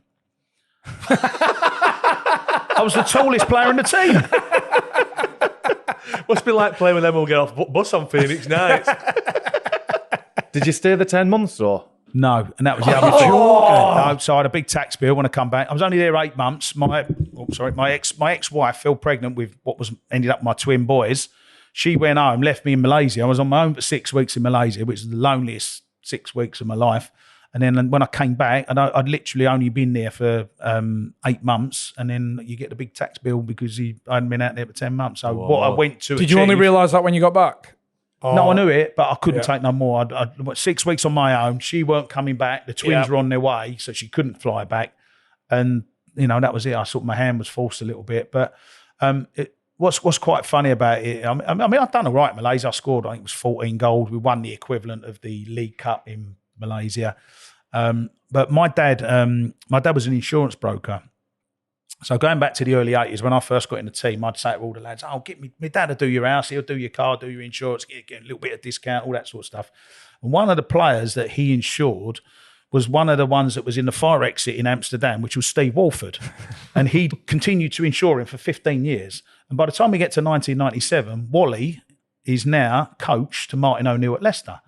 So they're doing their renewal one day, and Wally just said to my dad, like, how's Tony doing, out in Malaysia? And my dad went, no, he don't like it. He's not, not enjoying it. He wants to come home.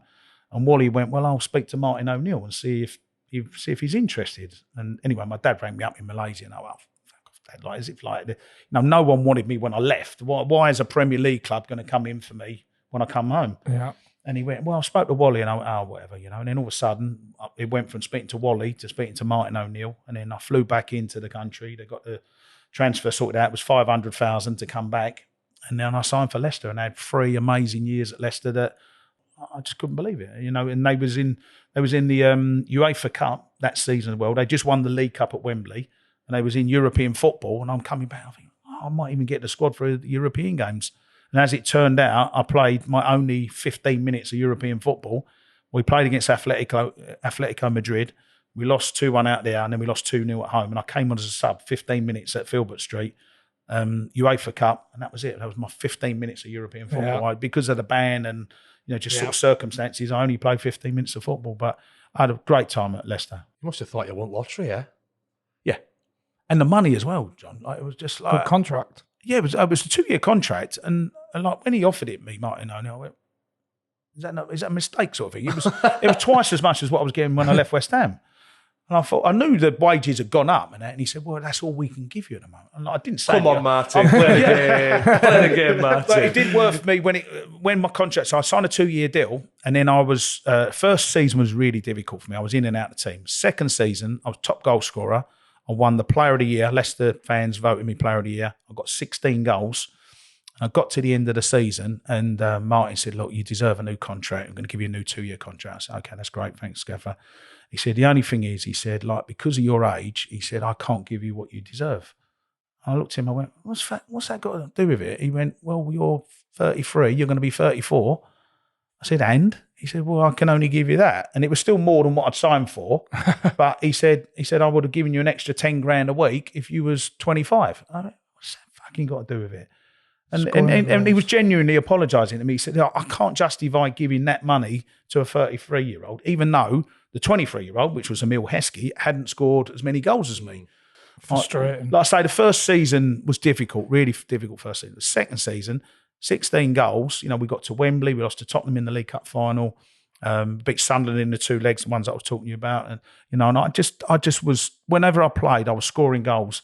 And I deserved to have that big, and that would have been by far a million miles. Even when I was record transfer for Everton, that would have been by far the most money I would have got. But as it turned out, people always say, "Oh, where'd you earn the most money, at West Ham or Everton?" No, Leicester, because obviously it was 97 to 2000, and the wages had gone up. Did you look after you as a senior player in terms of training? Yeah, I days off. You couldn't do it now, but So when I came back from Malaysia, I was living. My family house was in Chigwell in Essex, which is if you drove today from Chigwell to Leicester, it'd probably take you 3 hours.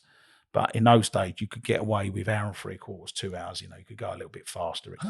No speed cameras. Exactly. So it was a bit more doable. And when I came back the first season, and we did look to move to Leicester, but I'd only signed a 2-year deal.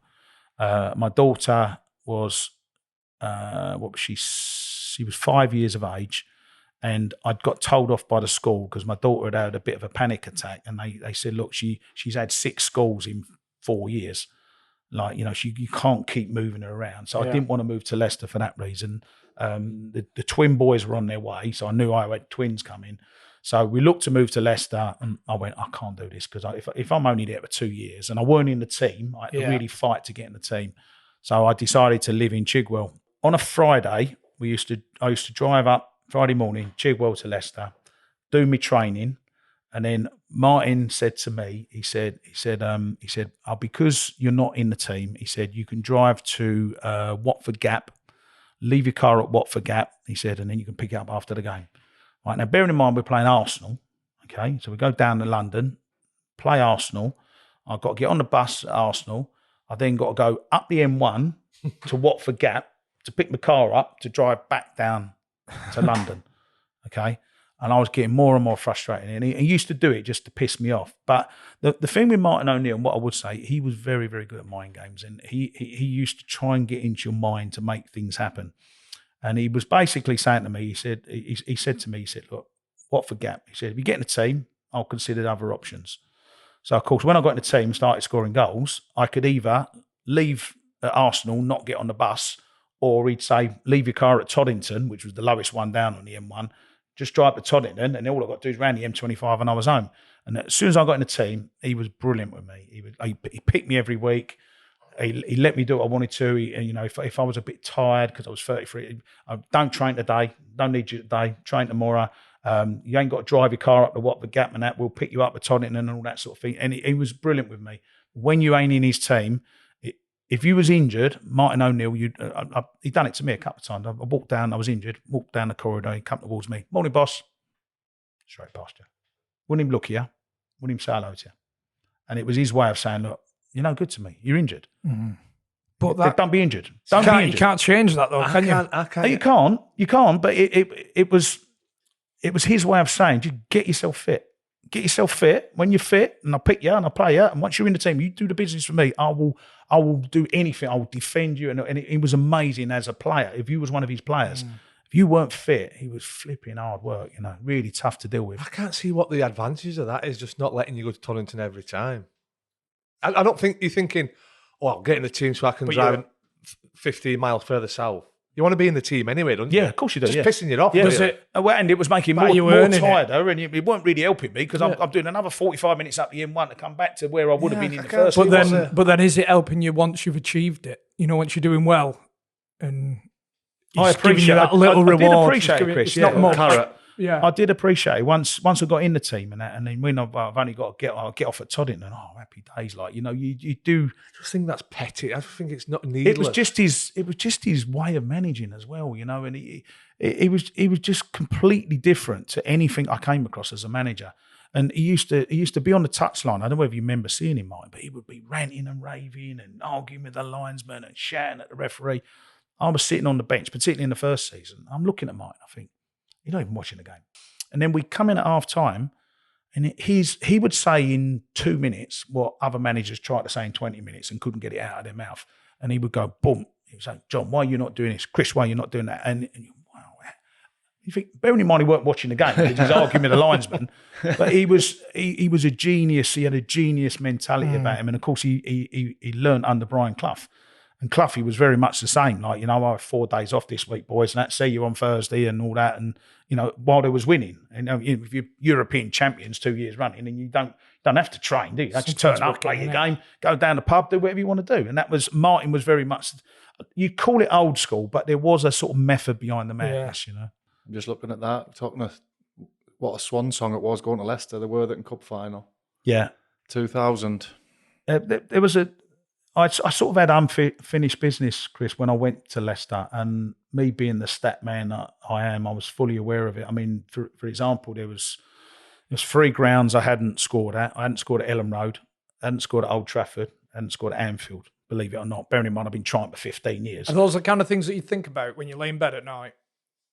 Yeah, but it's annoying. It's so annoying. You imagine like going to play at those, all right, I'm only playing for West Ham or whatever, but and after time you never had a shot. You'd finish the game and say, well, I've not even had a shot today. So, but it was frustrating because I'd scored at pretty much every other ground, and those 3 grounds I hadn't scored at. When I went to Leicester, I scored at Ellen Road, Old Trafford, and Anfield. So that's something else I've ticked off the list. I knew I was coming up to 200 league goals. I wanted to get the 200 league goals, and I'd done that. We lost to Tottenham at Wembley, and the following week we beat them 2-0. I scored a White Hart Lane, 200 goal. And what's funny, so first league goal for West Ham against Tottenham, 100th league goal for Everton against Tottenham, 200th league goal for Leicester against Tottenham. Right, so there was obviously this Tottenham thing. Me being a West Ham fan, like I don't like Spurs, and I'm going to score against Spurs. So anyway, it's just funny how it worked out. And then hadn't played in Europe, as I said, played against Atletico Madrid, ticked that one off.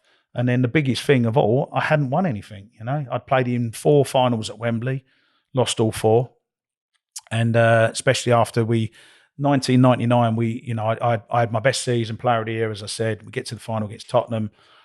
Justin Edinburgh, bless him, got sent off, and Spurs are down to 10 men. All we got to do is get to extra time, and with the extra time, you've got the extra man. We would have beaten Spurs. And we get to the 89th minute, and Tottenham just broke on us, and they crossed the ball, and I can't remember his name, Nielsen or Everson, whoever it was, scores. And we lost 1-0 to Spurs. And the final whistle went, and bearing in mind, I am 33 years of age, and I've been trying for 16 years to win a trophy, and I'm thinking, oh, fuck's sake. And at the end, I just couldn't control. I'm in the pitch, and when you put your hands on your head, and I was just walking around, and then all of a sudden the tears started. And I thought, fucking, you can't cry at Wembley. You can't cry. But I couldn't help it.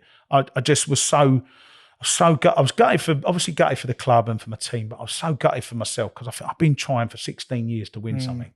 And I've just been a bit unfortunate with things, and going to Everton and we didn't, we could have won a few and we didn't. And anyway, I'm just wandering around on the pitch aimlessly, and all of a sudden I had this arm cuddle me like that. And I heard the accent, and I knew straight away it was Martin O'Neill, and he went, Tony, don't worry. I went, oh, you're right, Gaffer. He went, don't worry. He said, we'll be back next year. And I looked at him, and I went, Gaffer. I said, I'm 33. I said, I ain't coming back next year. He went, I promise you. He said, I'll promise you we will be back next year. And true to his word, we was. The year later, I don't know what happened to all the teams, but it was that glamorous final of Leicester v Tranmere. I don't know where all the other teams had gone. All the Man United sat in the hotel room at that thinking, fuck me, surely this time. Exactly. If we don't beat bastard Tranmere, we're fucked. I was. But Tranmere had a decent team. John Aldridge was the manager, and they had some good players. They had Dave Challinor was it with a long throw and all that. So, there was a good team. And so we get to the game, and that is the actual shirt. And I didn't play particularly well in the game. I think I came off with about 5 minutes to go. Ian Marshall came on as sub for me. I just had one of those frustrating games. But Matt Elliott scored 2 goals, and we beat Tranmere 2-1. And it was just, the relief was just, compared to the year before when you're crying, and then you got that relief of winning, you put the winner's medal on you, you jump in the baths at the old Wembley, and we've done the tour of Leicester and everything. And it was just nice to have that feeling after trying for 17 years to win a trophy. It was just, and I knew I was coming to the end of my Leicester career. I was, Did you know that was the last year? No, it wasn't my last year. I had a year left on my contract, but Heskey had left. He left, I think, just after the final to sign for Liverpool. He signed for 11 million, and he was, was a good player, Mill. And at the end of the season, Martin O'Neill left to go to Celtic. And once Martin left, I thought, that's not going to happen. And whoever comes in, they're not going to want a 35-year-old centre forward, which was the case. Peter Taylor came in, he wanted all young players around him. Did you finish top scorer though that year? Yeah. 13 I did, goals. yeah. Of course he did, Chris. Yeah. But then anybody coming in, you'd think. Just keep him on If we side. just round the back, Age irrelevant. But there's a thing called, is it ageism or ageist now? And but people say, well, you can't pick him or use him because he's too old. But it should be your quality of performances and what you're achieving. It shouldn't, I look at Jamie Vardy now, and I know Jamie had a different career path to me. He got neglected Sheffield Wednesday, I think it was, wasn't it, as a kid, and then he was playing Sunday pub football, and then he was playing for Fleetwood. And you look at what he's achieved, it's amazing. But Jamie's 37 now, and he's gone back into the Premier League with Leicester. If they've got any sense, they'll keep him at the club. He might not play every game, but you keep him at the club, and you have that influence around the dressing room. I mean, how many teams do you see now that you have all these legends, whatever club, whether it's Preston, Sunderland, whoever it might be, have these legendary players and they can't wait to fuck them off. I don't get it. I really don't get why you don't keep those people around the club. Where's your medal at, by the way? The medal, indoors. Medals indoors in the garage. A trophy. Trophy. It's not a garage. It's a bar. Disrespectful. That's a TC. My garage is not that. My garage has got ladders in and a fucking Don't shovel. give away my secrets. It's not a garage. I can't believe you've got one garage. This is a sophisticated bar. This is not a garage. I can't see one spider's web. In the trophy cabinet, in the medal trophy cabinet indoors is where the medal is, and it's pride of place. What was Robbie Savage like? Listen, I love Sav. I think there's quite a few people who don't quite get him and that, but he's a character, and I think there's just not enough characters in the game in the modern era and the modern day football. You don't see or hear of players that are characters. When Man City won the treble and that, and you see Jack Grealish with his top off and he's pissed as anything, and then you think, well played. Just someone being normal. But Sav was a character. Sav was a great character. He's flamboyant. He's full of himself. And one great story. So we're playing at Filbert Street, 1999. Tim Flowers in goal for us gets the ball, gives it to Jerry Taggart, centre half. I don't know whether Tags has told you this story. Tags then has got Robbie Savage saying, "Give me the ball, give me the ball," and Tags rolls a little 10-yard pass to Robbie Savage. Sav spins on the ball, looks up, sees Steve Guppy on the left wing. Sav sprays the ball out to the left wing. It goes 40 yards over Guppy's head into the stand. All right, okay. Poor play from Sav, obviously. So we get into the dressing room, half time. Bearing in mind it's Robbie Savage who's put the ball in the crowd. Martin O'Neill, Tags, what was you thinking? Tags go, what are you on about, Gaffer? What was you thinking? He still ain't got a clue what he's on about. Tags goes, well, I don't know, Gavin. I don't know what you're talking about. Tell me what you're going on about. He said, I'll tell you exactly what I'm going on about. He said, you gave the ball to Robbie Savage. And Tags went, yeah. And Martin went, Tags, when you get the ball, you give it to someone who can play. You don't give it to Robbie Savage. You give it to Muzzy, is it, or Neil Lennon? You don't give it to Robbie Savage. Like Sav went, oh, like that, And Tag started laughing and that, but it was just brilliant what he said, But it was, that sort of puts Sav down a bit because he'll give it all that and sprays it, and it's just gone in the stand, But Sav was very, very. I love him as a character, but he was very good in that midfield. When you had the skill of Muzzy was a very skillful player. Neil Lennon had a bit of everything. He was a workhorse but could play, and then you had Sav, who was a little rat who sort of went around, chasing people down. But, he could put a good ball in as well, So he was a good player, Sav, and a character. And as I say, there's not enough characters around. Yeah. Favourite strike partner? Frank, all day long, Frank McAvennie, yeah. I mean, the stats bear it out, to just over 2 years, 107 goals. We got just over 2 years. He had everything, Frank, and I love playing with Frank. And he fucking lived the life as well, didn't he? Yeah. Fair play. Oh, yeah. In fact, he's my favourite player ever. Yeah. But, John, do you know the thing is, like, when you meet people, when you meet West Ham fans and they come up to you and they go, oh, what about that Frank McAvennie? I go, yeah, what about him? Oh, he's unbelievable, isn't he? I saw him 5 o'clock in the morning, Saturday morning. He'd been out on the piss all Friday night. I saw him in the nightclub at 5 o'clock in the morning, and then he went and got a hat-trick for West Ham in the afternoon. And I looked at him and I went, no, he didn't. He went, what do you mean? I went, well, Frank didn't go out Friday nights. And the bloke went, I'm telling you, he was, and like that, when we were having this, not argument, but just backwards and forwards and that. And I know that Frank, all right, he might have had a couple of drinks at home, but he wouldn't have gone out like that, nightclubbing on a Friday night. But in the end, I thought, you know what? I'm not going to spoil this bloke's story about Frank McAvennie. The legend of Frank is that he was out shagging, drinking, taking drugs Friday night, Saturday morning, and then he goes and gets hat-trick. Bearing in mind, he only got one hat-trick at West Ham in his last ever game. So he won't get an hat-trick every week, you know. But sometimes you don't want to spoil the story. And, you know, and when people say that, and in the end, I went to the bar, oh, yeah, do you know what? He used to go out every Friday night. He was absolutely smashed at it, you know, because they don't want to spoil the story. Yeah. I was going to ask you what your relationship's like with the fans now, but I remember seeing a video where you're in Frankfurt, yeah. in the square. Oh, my God, Chris, you know what? You look back and you think, oh, what was I doing? Like, well, I know what I was doing. I'd had 10 pints, but I was so excited. Like, so as a fan, as a West Ham fan, so West Ham won, going back a long time, West Ham won the FA Cup 1980. Last time they won a bit of silverware before last year. And because they won the FA Cup in 1980, they qualified for what was called the Cup Winners' Cup. It's the old-style European tournaments. So in 1981, West Ham played in the Cup Winners' Cup, and they had about 4 games, I think, and I went to all 4 home games. Bearing in mind, I'm 15 years of age. But I couldn't go to the away games because A, I was at West Ham, and B, my mum and dad wouldn't let me go out to Tbilisi or Madrid or wherever it was that West Ham were playing. So although I was part of the European campaign in 81, I only went to the home games. I didn't go to the away game. So, of course, when West Ham qualified to go in the Europa League, I think, I'm having something. I'm making up for all those away days I never went on. And I went to the last, I went to the last 16 was Seville. So I went out to Seville. And then the quarterfinal, we was in Lyon. And when we was in Lyon, we're just having a few drinks and these fans, you know what it's like nowadays. As soon as you talk to fans, they're filming and they want you to say something or whatever.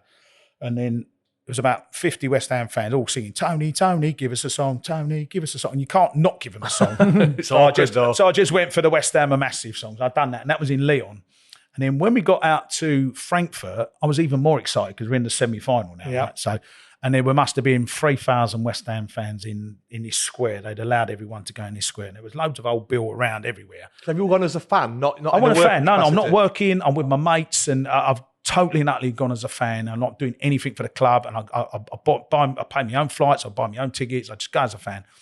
And anyway, we're in this square, and there's loads of old Bill on the outside, but they just stood on the outside, and obviously if there was trouble, they would have stopped it. But so anyway, I don't know what, as I say, I do know what, because I'd had 10 pints, and then I just decided that I was going to climb onto the fountain and sing a song. And No prompt. yeah, so it was just No one even asked. it was shit last time. We're not asking him. Yeah, it was. It was just, I don't know, it was just a spur of the moment thing. So I went down, I sort of walked through everyone, and I sort of had to climb over this gated thing and that, which I just, Tony got it. yeah. And that was all like that. And everyone was going, was that Tony got it like that? All of a sudden, all the phones had come out and all that.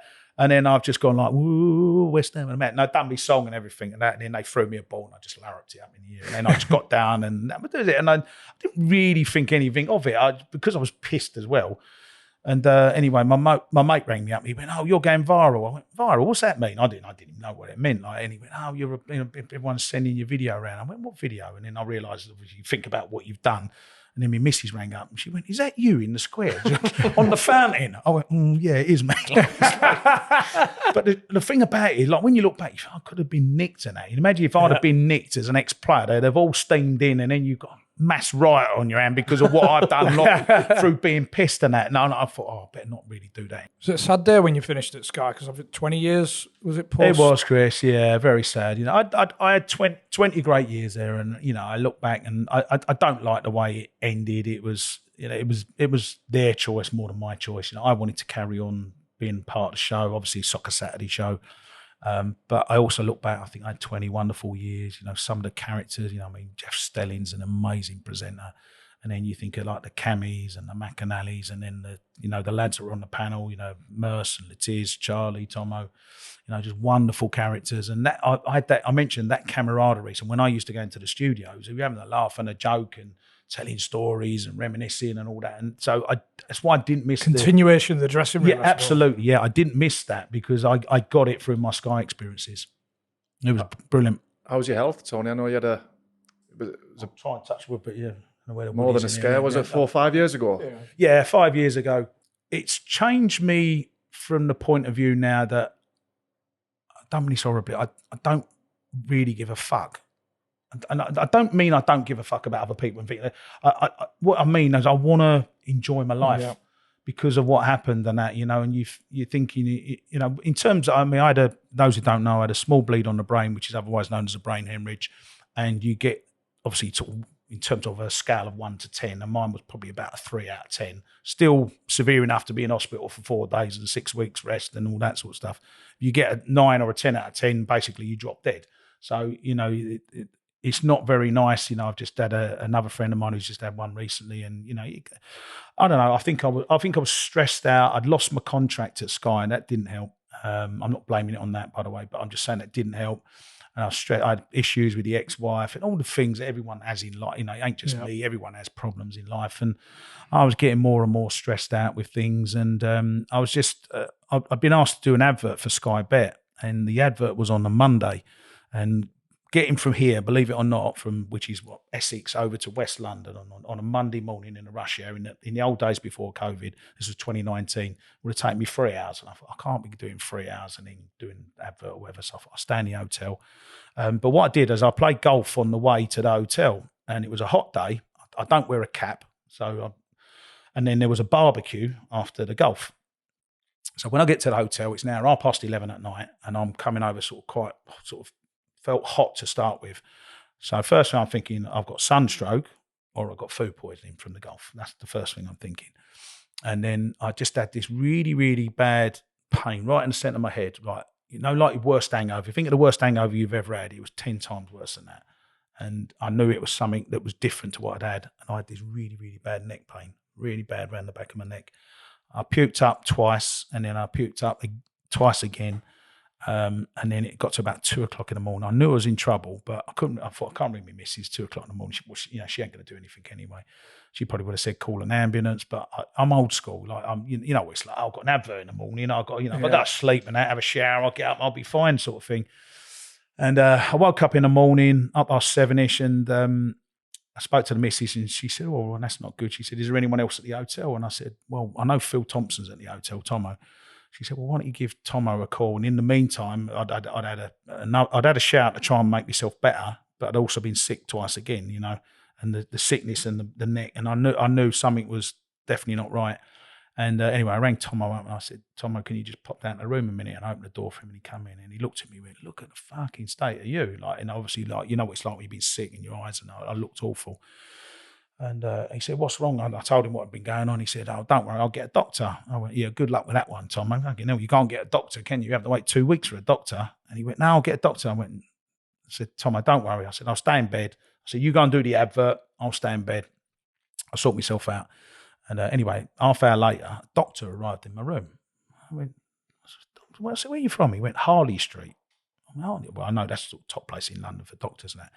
And anyway, he looked at me and he said, "I think you might have meningitis." And he said, "But you need whatever you need." He'd done all these tests, and he said, "You need to go to hospital right now." So anyway, they called an ambulance and they put me in blue lights, and off I've gone to the West Middlesex Hospital, and then they done more tests, and then eventually, second time around, second brain scan, and they found that I'd had a small bleed pretty much on the top up there, a small bleed on my brain. And and that was it. And like I say, they was going to operate, but in the end they decided not to, which was good.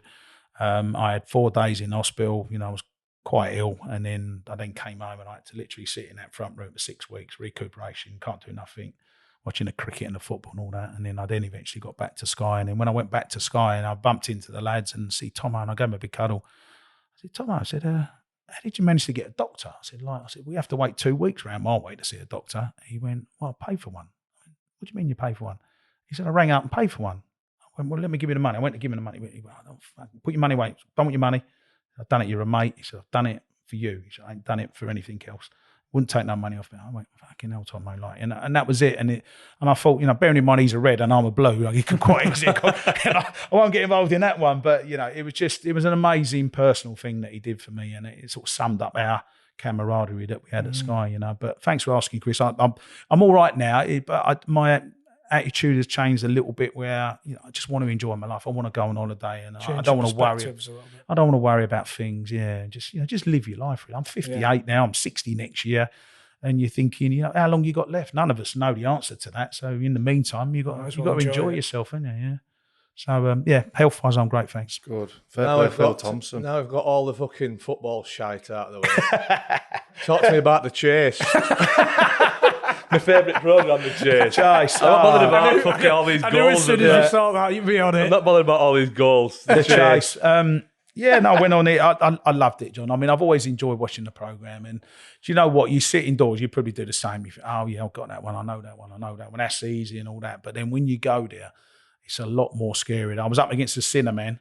Good. I like him. Yeah, Cinnaman's one of your favourites. One of my favourites. And I'm struggling to flip me and even remember like who was on my panel. Like there's four of you, and the one who went first got knocked out, and then so if they'd have got their ones right, then I probably would have gone higher. For the big dog. I'd have gone. I think it was 70 grand. I think it was 4 grand, and then the high offer was 70 grand, something stupid like that. And there's a bit of a gambler in me, and I think I would have gone for it if the first one would have got back. And as it panned out, I would have won the higher offer, but I didn't. I played safe. I got the 4 grand, and I got back. And then the third one got knocked out, and then the fourth one went and got knocked out, and then all of a sudden, all by myself. And like when you up against the Cinnamon, and I'm then thinking to myself, well, it's just me. Like you know what, I really fancy this. And you get the 1 point start, and I got 10 questions. I got up to 11, and I've watched the show enough, and 11's nowhere near enough to beat him on a 1v1. If you get to 15, if he has an off day, you might have half a chance, but 11, you got no chance.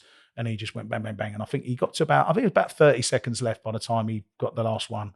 But yeah, I loved it. And I've known Brad for quite a while, and he's great. He makes you feel relaxed and everything. And I can give you an exclusive. I've already filmed Tipping Point. Oh, that's your second favourite. I'm on Tipping Point, John. All right, so it's an exclusive for you because obviously you three ain't going to tell anyone. You know, it's not going out to anyone else, is it? So yeah, I'm due on Tipping You've Point. always got to go 1 or 4 for me because if it goes on either side, it's much easier to get the gold thingy out. I can't reveal, but I didn't get to that option. Without saying too much, it wasn't part of the show for me, John. I know what you're talking about. You always got to go 1 or 4. 1 or 4, because you've got the side panel to help you. That's just my theory on it. Do you know what? It's quite funny as well, because I filmed it June 2022. It's nearly 2 years ago. And I filmed the chase in November 22. Chase has already been on last year, obviously you see it, and then Tipping Point still hasn't been shown yet. So I don't know whether they sort of obviously film it in advance and they get stacked up and whatever, or maybe they just thought we ain't going to use him. He's shit. I don't know. It's due on, but it hasn't emerged yet, you know. So if you've played a game, you've drawn 3-3, you've scored an hat-trick, are you sat on your sofa Saturday night thinking, fuck it, I've done my job? Yeah. Rather than win the game 3-0 and not score, which would you rather? 3-3.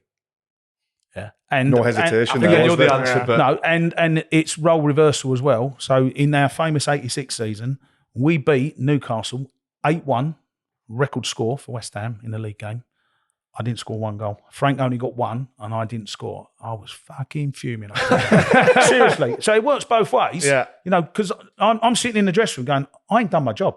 How can my team score 8 goals and I don't score 1 of them? Yeah. I was raging. It was one of the angriest I've been after a game.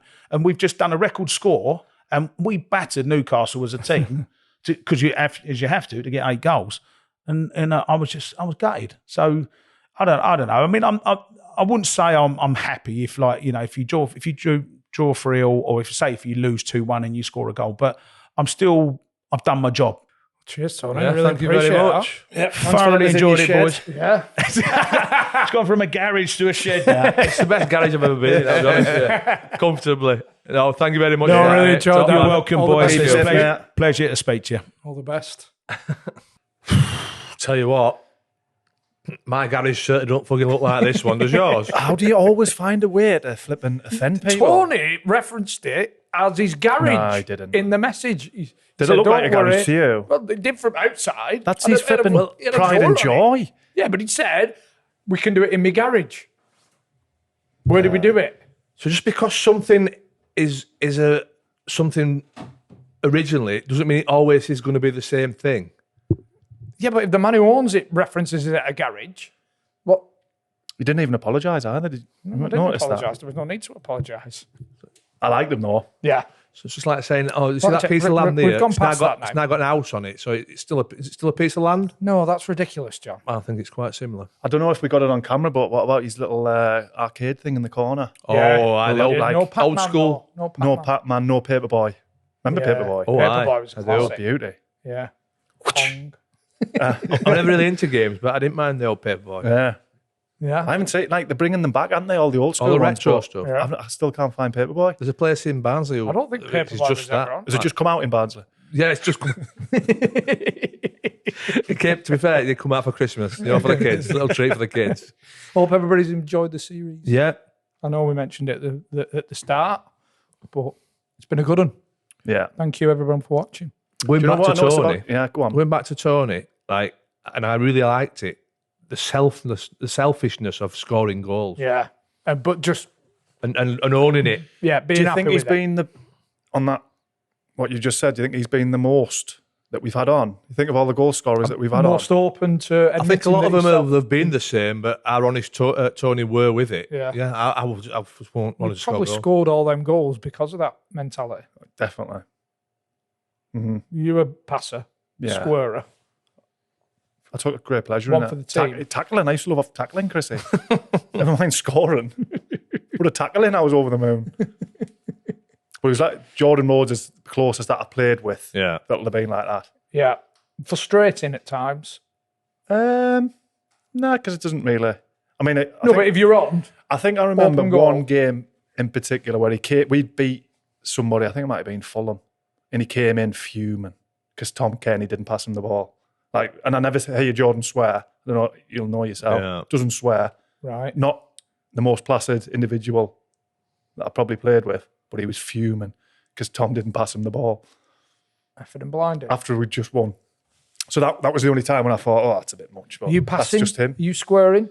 No No. chance. Yeah, if I've got a 20% chance of scoring, I'm going for it. I mean, can you remember the goal for Preston against QPR that got us in the playoffs? They hit both. It hit Both both. posts, I don't think it hit like- the far one, but it was that tighter angle that it clipped the front post on the way in. Right. And Neil Mellor was stood on the penalty spot free. Fuming. Well, Well, no, 'cause it obviously went you in. scored, it went but in, but still. that's how tighter angle it were. It's literally had to clip the front post to go in. But if it hadn't have gone in, he would have been They've been absolutely hell on, yeah. raging. Yeah, And all the rest of your team as well, not just Neil Mellor. yeah. Because it obviously quite an important game. Selfish bastard. What about you? If you were playing, would you share the love or would you keep it all to yourself? I'm a team man, me. You know that. Always sharing the love. You? Yeah. Bloody good sharer. With his food, have you noticed? I'm in Tony Cottie's camp. What with food as well? I'm not sure what Tony's like at eating. But I don't like people putting the fork on my plate. I don't mind doing it to others, but Any other admin, Chris? No, just a massive, massive thank you once again for everybody who's watched the series, supported the series by being a Patreon. Any sponsors that we've had along the way, thanks to them that have helped us. Just keep creating it. Really, Live shows, people came to live shows. yeah, that's. But and we're obviously we're not releasing, but we will be grafting, won't we? yeah, We will be grafting during the off series, and you watch the Euro stuff because it's going to be good. Yes, we've just been to Spinny Yeah. Homes in, Looking at our camper van, Cheshire. which is very tight. and I don't think we understand how. I think Tight it's gonna be. To be fair, it could be a divisive trip. Do you think this could make or break Could us? fracture. I think this could. It could bring fractures If to you the imagine, establishment. if you imagine opening a tin of hot dog sausages, right, and looking in the top, that is pretty much what we're going to be like in it. Just Yeah. all straight, laid down So straight, we'll be surrounded by farts. horizontal to each other. I think that's high on the list of reasons you don't want to come on the trip, isn't it? That you don't want to experience the fart Yeah. game. Oh no, I'm not a fan of the pumps. But I'll take my time. I'll take some time out, have a few walks. You go for a wander. Yeah, we'll all be fine. Yeah. Yeah. So once again, no, thank you. Thank you very much. Thank you. Thanks for listening and Patreons, get signed up. get yourself involved. So there'll be loads to go at. That couple of quid and it helps us into series 19. No, 18. Yeah, I think why we appreciate it is because there's a lot of podcasts now, isn't there? So guests are starting to, Yeah. And I think want to some be. people might admit that we've maybe lifted the caliber of guests. I don't want to disrespect anybody who came on in the earlier series, but that's because of the Patreons. We're in a position to do so. Yeah. Yeah. Do you know it still does me head in when people say we're a lower league podcast? I still can't catch my breath with that. I tell you what, as well, Champions League winner, Bruce Grobbelaar, was our first. He was European. Yeah. So But it's still splitting hairs, same I thing, know. innit? I know. David May, if you want to go down that one, we had David May on. Yeah. Ish. I don't class that as a podcast myself. Yeah. No. So, right, thanks for listening. Yes. See you next week. Over and out for series You win. 17. Won't be seeing you next week. No, Thanks for listening. again. We'll see you next series. And enjoy the Patreon when you sign up, all that back catalogue.